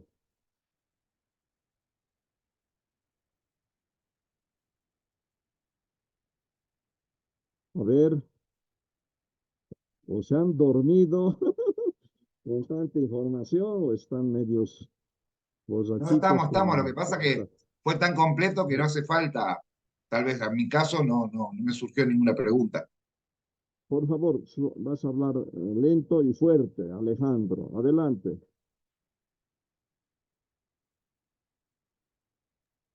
Estamos. Pasa que ¿Ya? fue tan completa la presentación que en mi caso no me ha surgido ninguna pregunta. Espero que se haya entendido todo entonces. ¿Sí? Profesor, buenas noches. Sí, adelante. Me gustaría, por favor, si pudiese un poquito ampliar esta parte de, nos ha mostrado unas fotitos y unos cortes de los túneles que hay en la pirámide, Sí. y donde han encontrado estalactitas y un poco, ¿para qué eran estos túneles? Esa parte no la he escuchado muy bien. Bueno, no se ha hecho mucha investigación porque, como les digo, si movemos las piedras algo, puede colapsar el cerro. El cerro no es original. Así quedó construido y después con las paredes de piedra lo han armado para detenerlo y formar la pirámide. Por eso hasta el día de hoy está cerrada esos túneles hasta que no se reconstruya. Según los arqueólogos y algunos arquitectos, como Escalante, dicen, si se moviera mucho, porque hay que mover las piedras que están tapadas al fondo, puede colapsarse el cerro, no está sujetado. Una parte nomás tiene una pared de piedra, el resto sigue como cerro, no está reconstruido. Por lo tanto, hay muchas teorías. ¿Dónde van los túneles? No sabemos. ¿No? Hay teorías de que puede que allá adentro haya una sala, y esos túneles son para que entre oxígeno, aire a las salas. Si tú te pones a pensar, les he dicho que por lo menos 2 túneles hemos encontrado dinamitados. Hay salas ahí abajo, ¿qué cosa hay? Lo primero que viene, oro, monolitos de oro, discos de oro, no sé. Entonces hay miedo de la depredación, del saqueo. Por eso esos túneles están cerrados hasta el día de que se reconstruya. Vuelvo a decir, hoy día, ayer, no, ¿qué estamos hoy día? Es martes, sí, ayer ya se ha iniciado una reconstrucción de parte de la pirámide. Han conseguido un poco de dinero y van a tratar de hacer otros niveles más superiores de la pirámide. Esperemos que algún rato, si se consigue más apoyo financiero, se pueda reconstruir toda la pirámide y ahí recién podemos pensar en ver hacia dónde van los túneles. En los dibujos que hemos puesto, se ve los túneles como deberían bajar, pero tampoco eso es seguro, es una teoría. Esperemos un poco para poder algún día saber para qué eran los túneles. ¿Alguna pregunta más? Sí, profesor. Cuando nos mostró Adelante. el templo de Kalasasaya, nos mostraba justamente los puntos de observación para equinoccios y solsticios, para la balconera este en el caso de la puesta del sol y para la balconera este Al en revés, el caso este es la que, de la salida del sol. sí, Sí. y la Ahora, oeste es la balconera. sí. Ya, Ahora, yo leí en el texto de que el templo de Calasasaya ha sido reconstruido según la idea que tenía Ponce Sanginés. Y lo que hizo Ponce Sanginés, entre las pilastras, ha puesto sillares y los ha reconstruido con cemento. Entonces, esa es una reconstrucción según la idea de este arqueólogo. Pero sí, se ven fotos antiguas donde no existían esos muros entre cada pilastra, ¿no? bueno, sí, en muchas fotos antiguas no se ve porque lo depredaron igual que la pirámide. La base han sido esas grandes calasasayas, eso no lo han movido y está en la forma que hoy en día lo tenemos. Las partes bajas también del Calasasaya existían las piedras porque estaba enterrado. Lo único que ha hecho Ponce Sanginés es terminar de cerrar las paredes entre Calasasayas y de ahí pues también han recogido piedra de todo lado para hacer esas paredes. Inclusive la puerta principal, muchos dicen no debe tener un dintel superior, debía ser como una puerta abierta. Hay muchas teorías, pero así lo hizo Ponce. Por lo menos nos dejó un templo más o menos terminado. Como os digo, no está terminado en la parte central, faltaría una plaza y una plataforma donde estaría la Puerta del Sol. Pero las paredes sí siguen la posición de las grandes calasasayas. Esas no se han movido. Son tremendas piedras de más de 3 metros de altura, pesan un montón de toneladas y eso puedes ver hasta en las fotos antiquísimas que ya estaban paradas. Estaban todas, solamente han excavado para llegar a la parte baja y saber cómo era la forma. La escalinata principal también es una sola piedra con 7 escalones. Eso tampoco ha sido movido, estaba ahí. Entonces, sí, hay ciertos detalles que Ponce le ha puesto desde su vista, ¿no? Ahora, ahí va la pregunta, profesor. Bueno, se entiende para qué servían las pilastras del este y del oeste, pero este templo también tiene pilastras al norte y al sur. Inclusive en el ingreso al Museo Lítico, uno ve partes, fragmentos de lo que es una de estas pilastras y se ve que estas pilastras originalmente estaban con figuras zoomorfas o antropomorfas inclusive, ¿no? Entonces, ¿para qué servirían esas pilastras que daban al norte y al sur? Porque parecería que también están apuntando algo, ¿no? Sí, seguro, ¿no? Pero el estudio que hemos hecho es básicamente de salidas y puestas de sol, porque en el Calasasaya es un calendario solar. El ancho, ya les he dicho, de la pared este es exactamente el ángulo de inclinación del eje de la Tierra.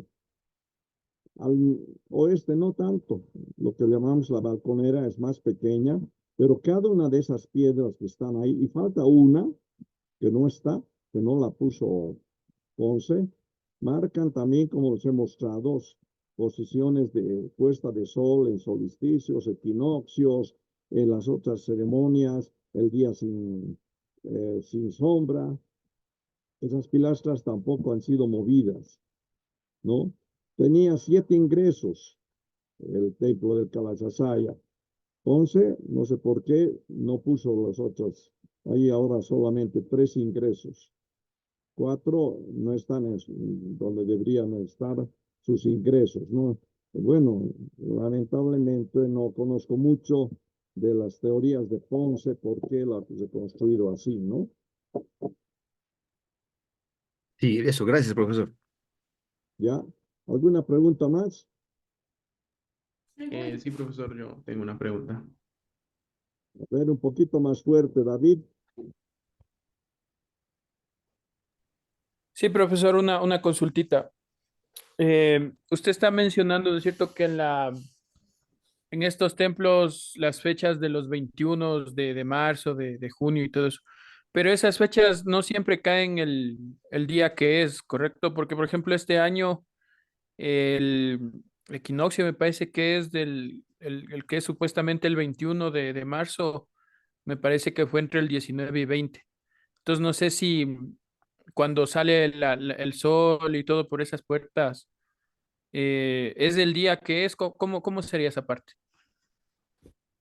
Bueno, hay que diferenciar lo que es nuestro calendario occidental, que marcamos el día 21, equinoccio, día 21 de junio, solsticio. Pero como tú dices, no siempre coincide astronómicamente. Nuestro pueblo antiguo no tenía el calendario occidental, ellos hacían todo por observación.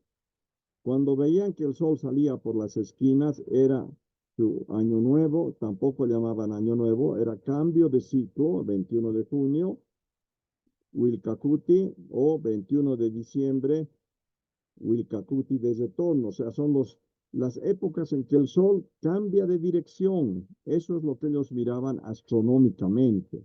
No es como nuestro calendario occidental, que es completamente artificial. Si lees un poco la historia del calendario, ha habido 3 reformas.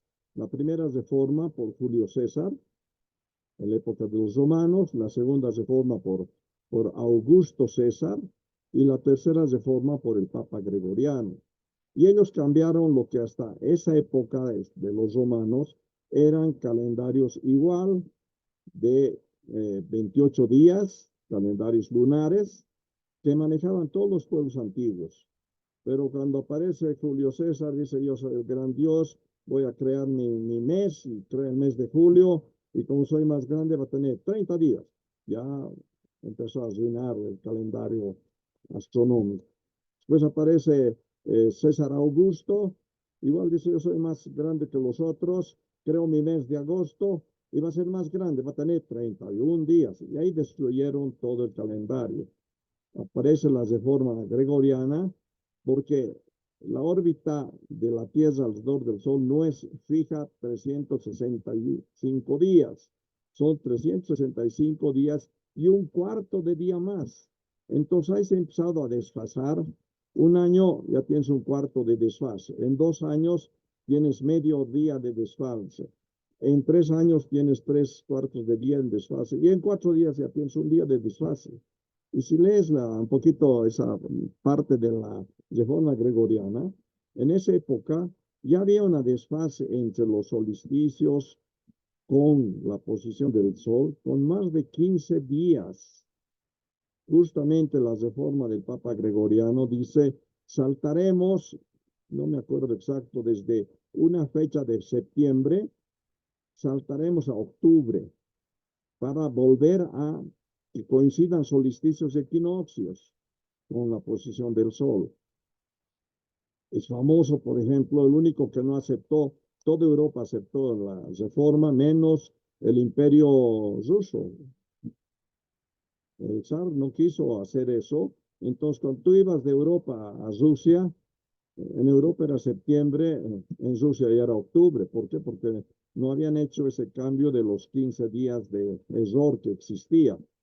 Y eso ocurrió hasta la revolución de Lenin, donde Lenin sí dijo vamos a aceptar el calendario occidental. Y es parte de la historia, la famosa revolución de octubre de Lenin. El resto del mundo estaba en noviembre. Ellos estaban en octubre, el resto del mundo en noviembre. Y por eso después la famosa revolución de octubre se celebraba en el calendario ya occidental en noviembre. Había una serie de errores. Nuestro pueblo era todo observación. Yo he tratado algún día, algún año de estos, de decir lo que tú dices. No, el 21 no es equinoccio, va a caer 22. Ah, no me han hecho caso, nada.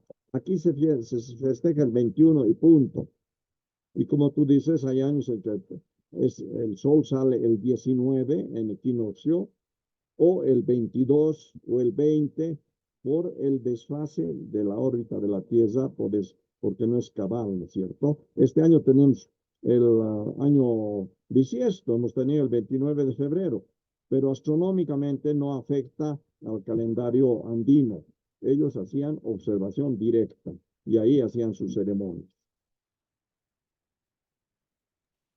Gracias, profesor. Bien, ¿alguna pregunta más? Sí, profesor, yo tenía una pregunta. Sí, adelante, Joan. Fuertecito. Sí, bueno, dejando un poco de lado el tema de hoy y volviendo a lo de las constelaciones y teniendo en cuenta que ayer fue el eclipse total solar, yo quería hacerle la pregunta de cómo veían estas culturas a los eclipses y de pronto a los cuerpos en movimiento, es decir, si, a cómo percibían a las estrellas fugaces o a los demás planetas. Serían como esas cosas que...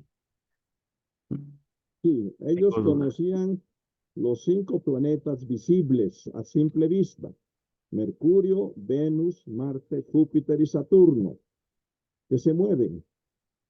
Justamente en griego, planeta quiere decir estrella que se mueve. Igual nuestro pueblo reconoció estos 5 planetas, pero no conocían Urano, Neptuno ni Plutón. Como algún investigador dice, sí, sabían de Urano. ¿Cómo van a saber de Urano si no se ve a simple vista? Necesitas telescopios. Y por eso también se ha tardado tanto en descubrirlos. No, sí, estaban en Neptuno. ¿Qué Neptuno ni qué 8 cuartos? No se puede observar a simple vista.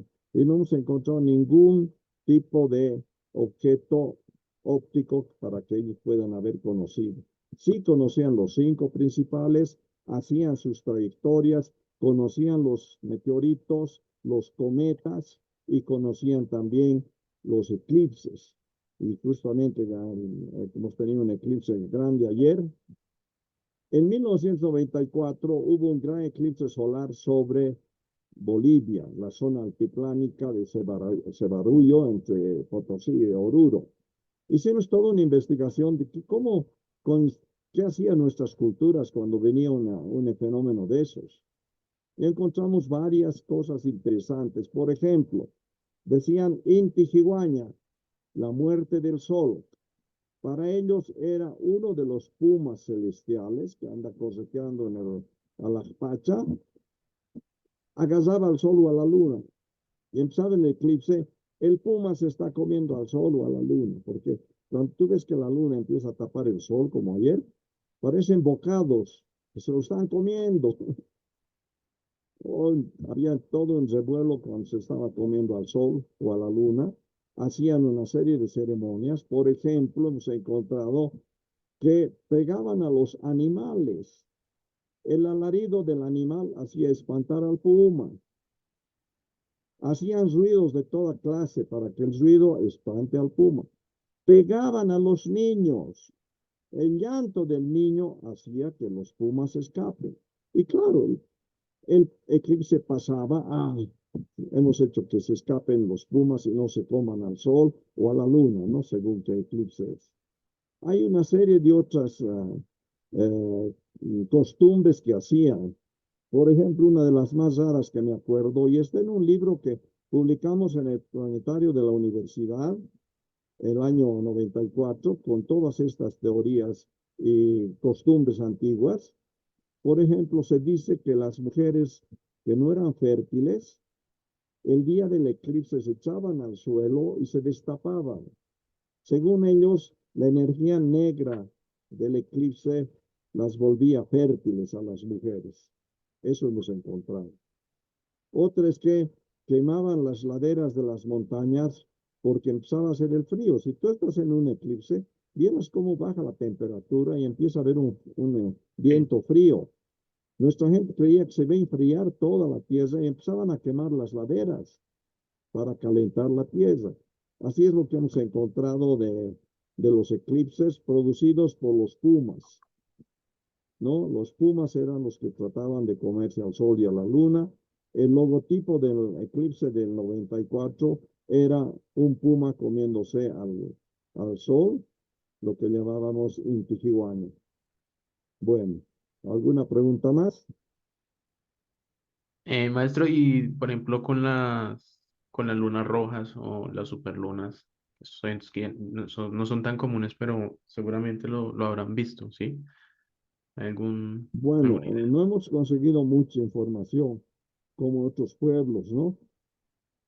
Cada luna de eclipse tiene sus nombres, ¿no? La luna de sangre, porque se ve muy roja, la luna de no sé qué. Todos los pueblos antiguos tenían ciertas lunas llenas con nombres de sus culturas. Aquí no hemos encontrado mucho. Era importante ver el color de la luna en los momentos que es luna llena. Se hace una ceremonia especial, especialmente las mujeres, porque la luna está muy emparentada con la mujer. En las lunas llenas, hasta el día de hoy, yo sé que hay grupos de mujeres que se reúnen para hacer una ceremonia a la luna llena. En el lago Titicaca igual, he visto alguna ceremonia de luna llena, donde las mujeres se entran a bañar al lago desnudas para ciertas situaciones de enfermedades, de cambiar las energías, todo eso es otra parte diferente a lo que yo investigo, ¿no? Pero hay todavía esas costumbres. Ok. Bueno, profe, gracias por esclarecernos con las dudas. Bien, para terminar, ¿alguien más quiere hacer preguntas? Tenía una duda. Adelante, fuertecito, por favor. Ya nos ha mostrado brevemente el de Samaipata, su ruina. Quería saber si tenían alguna relación igual con el Tiwanaku. Bueno, como he dicho, no hemos tenido mucho tiempo. En Samaipata he estado como 3 veces en el solsticio de verano, de invierno. No era tan importante para los lugareños de Samaipata la salida del sol.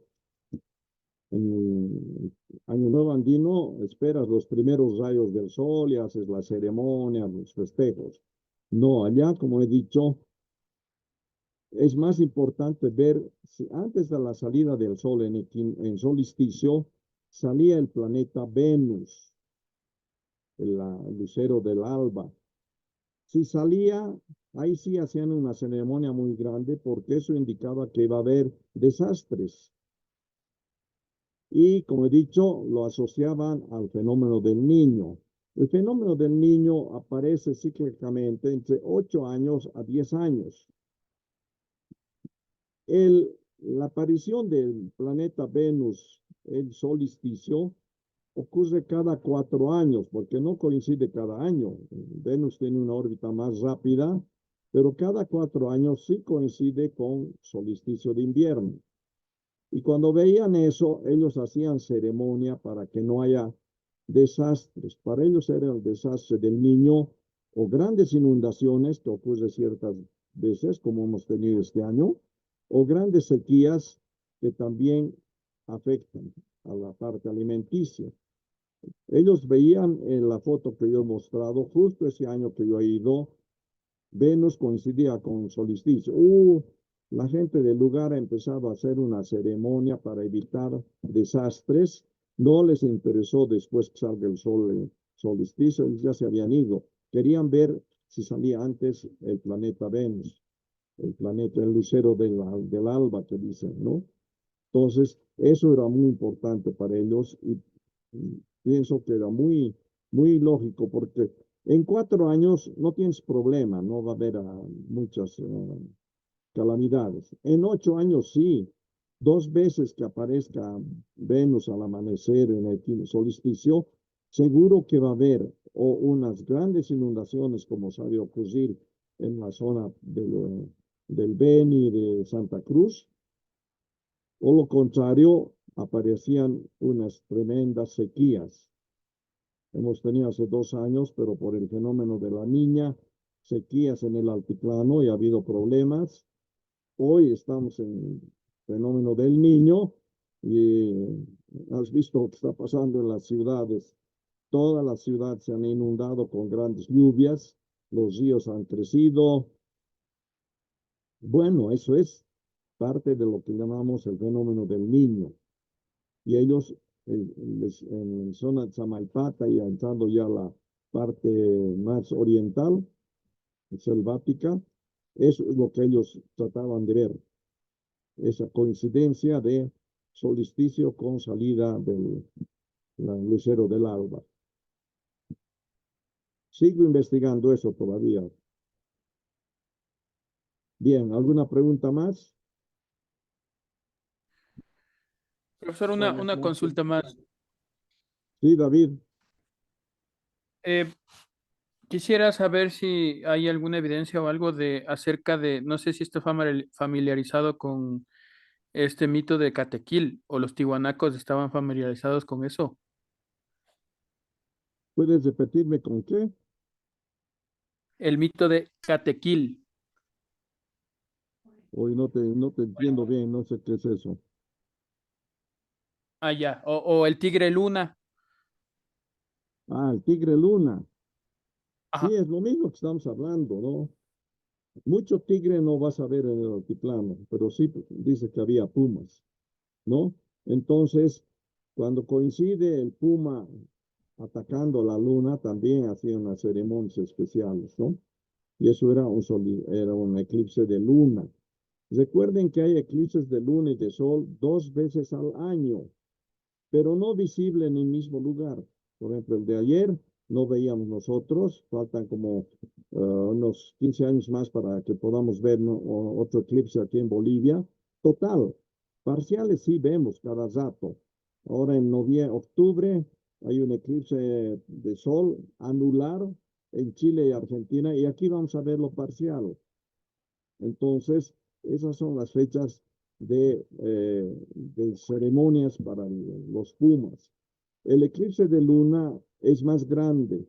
Todo el hemisferio que está de noche observa el eclipse de luna.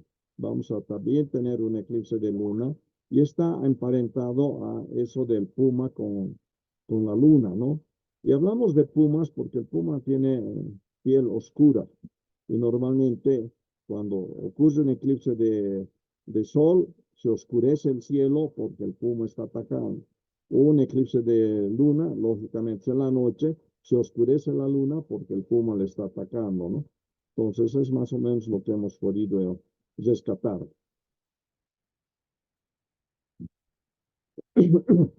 ¿Alguna pregunta más? Profe, Sí, respecto adelante. a la línea del tiempo que tú has mostrado al inicio, ¿por qué hay tanta divergencia, no? ¿Por qué en el mismo Tiwanaku se ve diferentes líneas de tiempo? Y qué tan cerca estamos de poder tener una línea de tiempo quizás más real, muy acercada a la real por lo menos?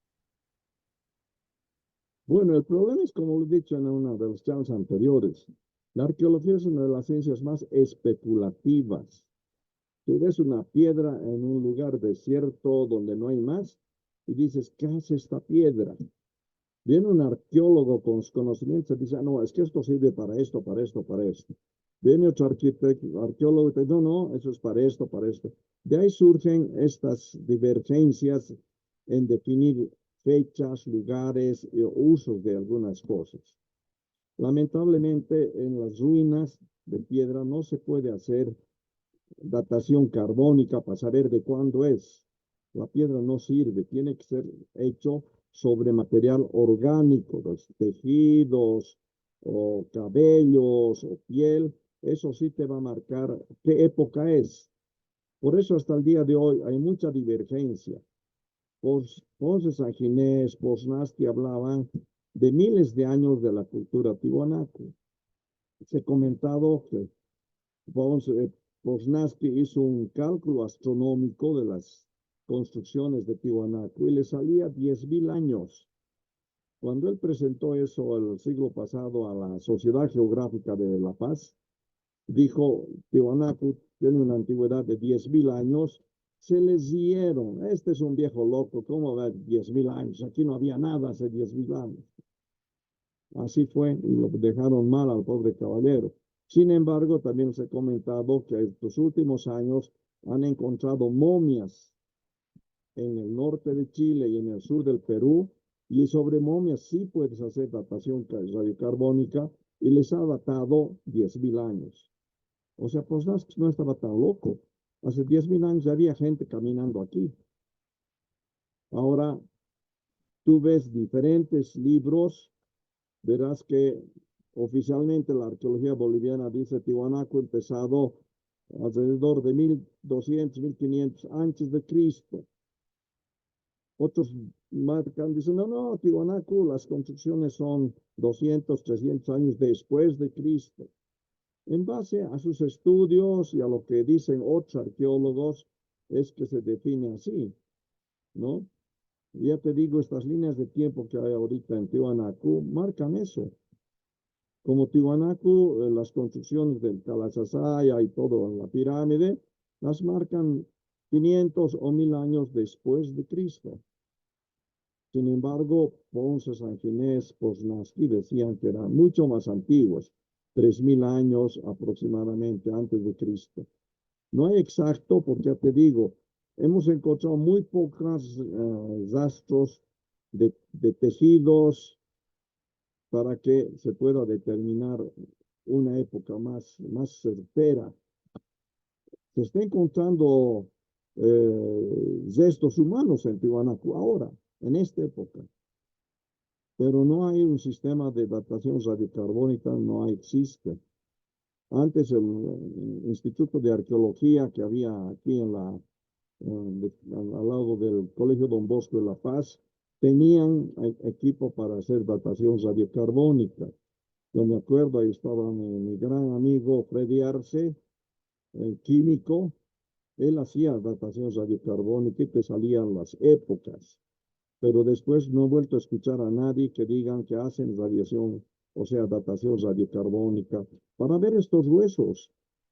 En Tiwanaku, y es la charla de la próxima semana, diré de la última clase el jueves, les voy a mostrar algunas excavaciones que están haciendo. Hoy en el día, en el pueblo de Tiwanaku, se está haciendo un nuevo sistema de desagües, alcantarillado, y están perforando todo el pueblo por las calles para sacar las tuberías que van a ir hacia el río. Oye, están en eso hace 3 meses. Donde excavan, encuentran cosas. Restos de vajillas, de cerámica, restos humanos, por lo menos 8 restos humanos se han encontrado en todo lado. Restos de cerámica, porque se supone que la mayor parte de Tiwanaku era zona de ceremonias. Cuando tú haces una ceremonia, y en esa época sí lo hacían, una ceremonia X, usabas ciertas vasijas de cerámica y demás, y al final de la ceremonia se rompe, no puedes volverla a usar.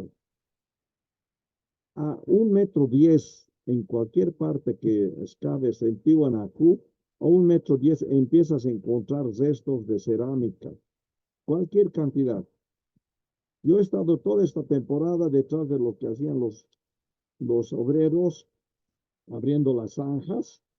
Me iba después detrás de ellos y empezaba a recogerme pedazos de cerámica, que para ellos no es importante. Para los actuales ingenieros y arquitectos que están trabajando en esos acueductos, no les interesa la parte arqueológica. Sí ha exigido el centro arqueológico que haya arqueólogos de supervisión.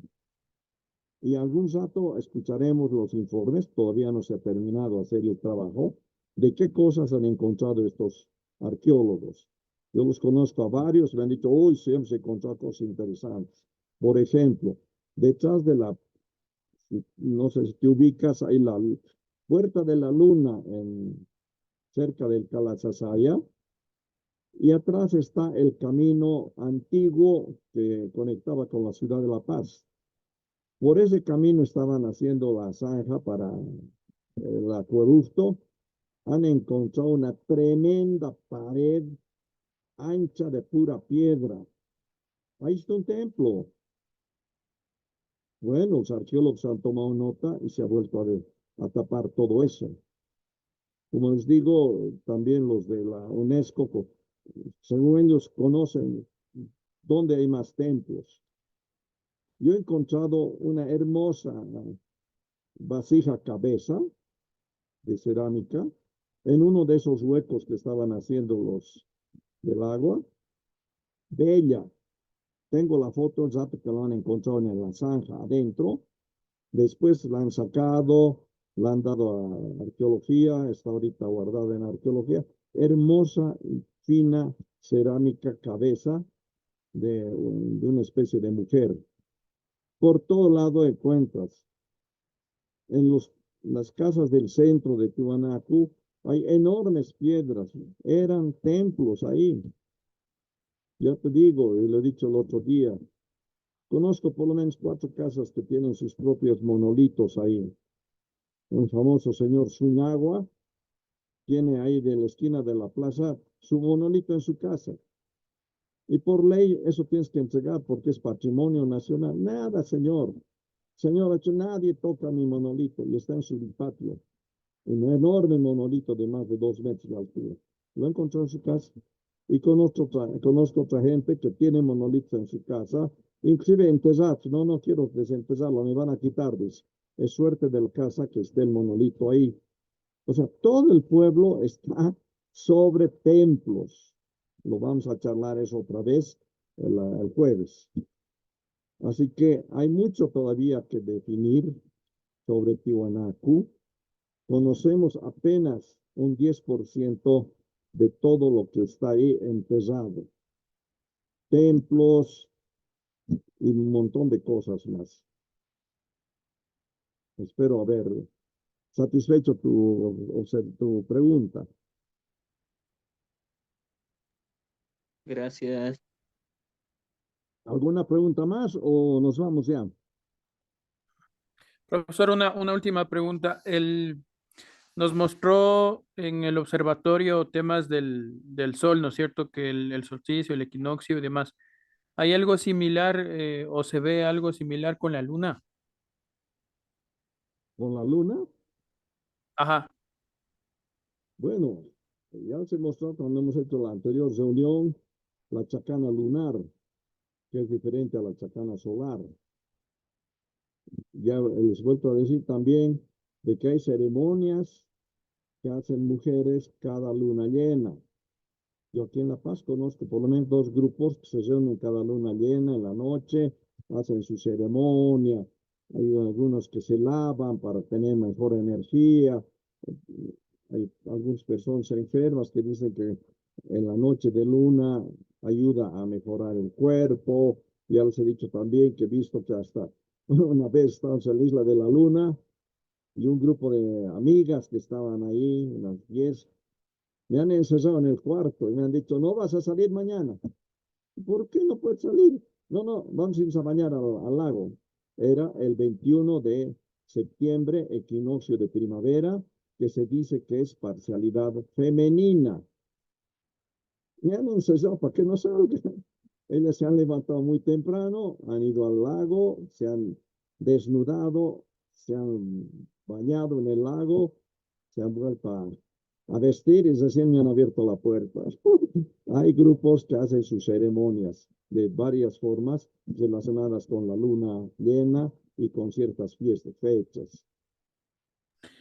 Sí, profesor, pero más me refería a, usted nos mostró que, por ejemplo, que en el solsticio se ve, en el observatorio se ve que justo sale el sol por un lado cuando está ahí. ¿Hay algo similar, por ejemplo, en esos mismos observatorios que se pueda ver o que algo respecto a la luna? No sé, que por la puerta norte sale la luna llena, la menguante, no sé, algún tema así. Sí, hay, pero no está todavía bien estudiado. Porque si tú tienes en equinoccio, por ejemplo, el sol entrándose al atardecer, hay veces que coincide que ese mismo momento en el oeste se está entrando el sol y de repente en el este está saliendo la luna. O sea, están alineadas. No todos los años, algunos años. Y he visto que hacen una ceremonia especial algunas personas que conocen, y es como decir, el sol entrándose, ya está terminando el día y está saliendo la luna, que es la dueña de la noche. Hay una especie de ese alineamiento que mostrado en las fotos, una línea de luz que sale desde que se está entrando el sol, pasa por la puerta del Kalasasaya y esa línea se va hacia el Illimani. ¿Alguna vez ha coincidido saliendo la luna llena? No siempre ocurre, pero son fechas muy especiales que alguna gente conoce para hacer ceremonia de unión. Esa, por ejemplo, es el momento en que se une el sol, el rato que está entrando, y la luna que está saliendo. Entonces ahí las dos energías están uniéndose, una especie de matrimonio. Yo he visto hacer una ceremonia en ese momento, pero ya vuelvo a decir, no coincide todos los años que el 21 de junio se está entrando el sol y esté saliendo la luna llena, ¿no? Entonces, es muy importante y hay que seguir haciendo investigación. Por eso necesita tiempo, hay que conocer un poco los alineamientos de sol, de luna. Entonces, por ahí puede aparecer muchas cosas que sí nuestro pueblo sabía, que está medio perdido todavía. Muchas gracias, profesor. Bien, ¿alguien más quiere hacer pregunta o terminamos? Ya estamos pasadas las 10. Sé que hay mucha información, lamentablemente no tenemos todo el tiempo para seguir hablando de esto, pero yo les voy a poner al final, el día jueves, mi WhatsApp. En mi WhatsApp sí me pueden hacer preguntas. También quiero decirles, espero que estén todos, no sé si algunos ya se han ido. Cada una de estas sesiones tiene una especie de examen, diremos. Ya hemos colgado el de la primera y la segunda. Mañana vamos a colgar las preguntas de hoy día. Pido que lo escriban y me lo manden. ¿Ya? Respondan las preguntas. Y si es difícil por la plataforma, porque he escuchado que no se puede entrar a ratos, mándenmelo a mi correo, a mi WhatsApp o al correo electrónico que también les voy a dar. Yo voy a leer sus informes y de ahí va a salir la nota. Ya os he dicho, una parte es la asistencia a estas reuniones y la otra parte de la nota es las notas que me van a mandar, una especie de examen, ¿no? Entonces, ahí va a salir la nota para cada uno de ustedes. Y si hay problema de mandarlo por la plataforma, me lo mandan directo a mi correo electrónico o a mi WhatsApp para que yo lea sus informes de cada uno. Ahí también pueden hacer preguntas. Muchos de ustedes también conocen otra parte de la cosmovisión andina que pueden, el rato que hago preguntas, pueden usar ese conocimiento previo que tenemos cada uno. Perdón. Bien, si no hay más preguntas, terminamos aquí.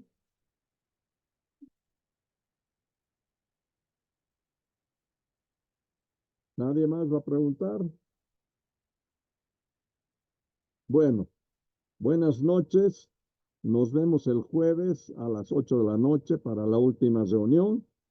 Ahí vamos a tener una serie de cosas de lo que hemos estado hablando ahora, lo que ha hecho el informe de la UNESCO, otros temas más que son importantes, pero son pequeños, entonces vamos a hacer una miscelánea de temas que son interesantes porque nos interesa a todos aprender un poquito más. Casi todas las lecturas también que estamos colgando en cada una de estas reuniones son parte de mi libro. Sacaba algunas partes para complementar lo que estoy hablando en estas reuniones. No siempre hay tiempo para todo. Pueden leer esas partes que están en las lecturas para mejor comprensión y responder las preguntas que hago también de cada una de las sesiones. Bueno, buenas noches. Nos vemos dentro de 2 días. Yo estaré en Tiwanaku y desde allá vamos a tener la reunión. Buenas noches. Si hay alguna pregunta, última oportunidad. Licenciado, Bueno, más bien, buenas noches. Muy bonita la información y muchas gracias. buenas noches. Buenas noches, muchas gracias, profe. Buenas Buenas noches. noches, Gracias, profesor. Buenas noches a todos. Buenas noches, José Luis. Buenas noches, profe. Buenas noches, compañeros. Buenas noches. Buenas noches. Profe, buenas noches. Buenas noches. Profe, Buenas antes que noches, profe. salga el tema de la asistencia, profe, Julia, no sé si me Julia tomó. Mamani. Julia A ver, Mamani, voy a por ver. favor, profe. A ver, un minutito voy Ingresé a un ver si poquito tarde. Julia Mamani, sí, no estabas anotada, has entrado un Sí, poquito por tarde, sí. favor, profe. Ya Muchísimas está gracias. marcada. Buenas Si noches, alguien, profe. Ujú. buenas noches. Si alguien más de los que ha llegado último no está marcado, me avisa, por favor. Ya. Bueno, cesamos aquí. Buenas noches, Vania. Buenas noches. No sé si estará todavía mi amigo Sebastián Musó. Para todos ellos, buenas noches y todos ustedes. Aquí hay unos cuantos nombres que están apareciendo. Buenas noches, profe. Muchas gracias. Buenas noches. Buenas noches. Compañeros. Buenas noches, Rosendo, Victoria, Alejandro, está apareciendo, viendo varios nombres aquí. Eric, Freddy. Bien. Voy a cerrar todo esto. Nos vemos el próximo jueves. Buenas noches a todos. No sé cómo se sale.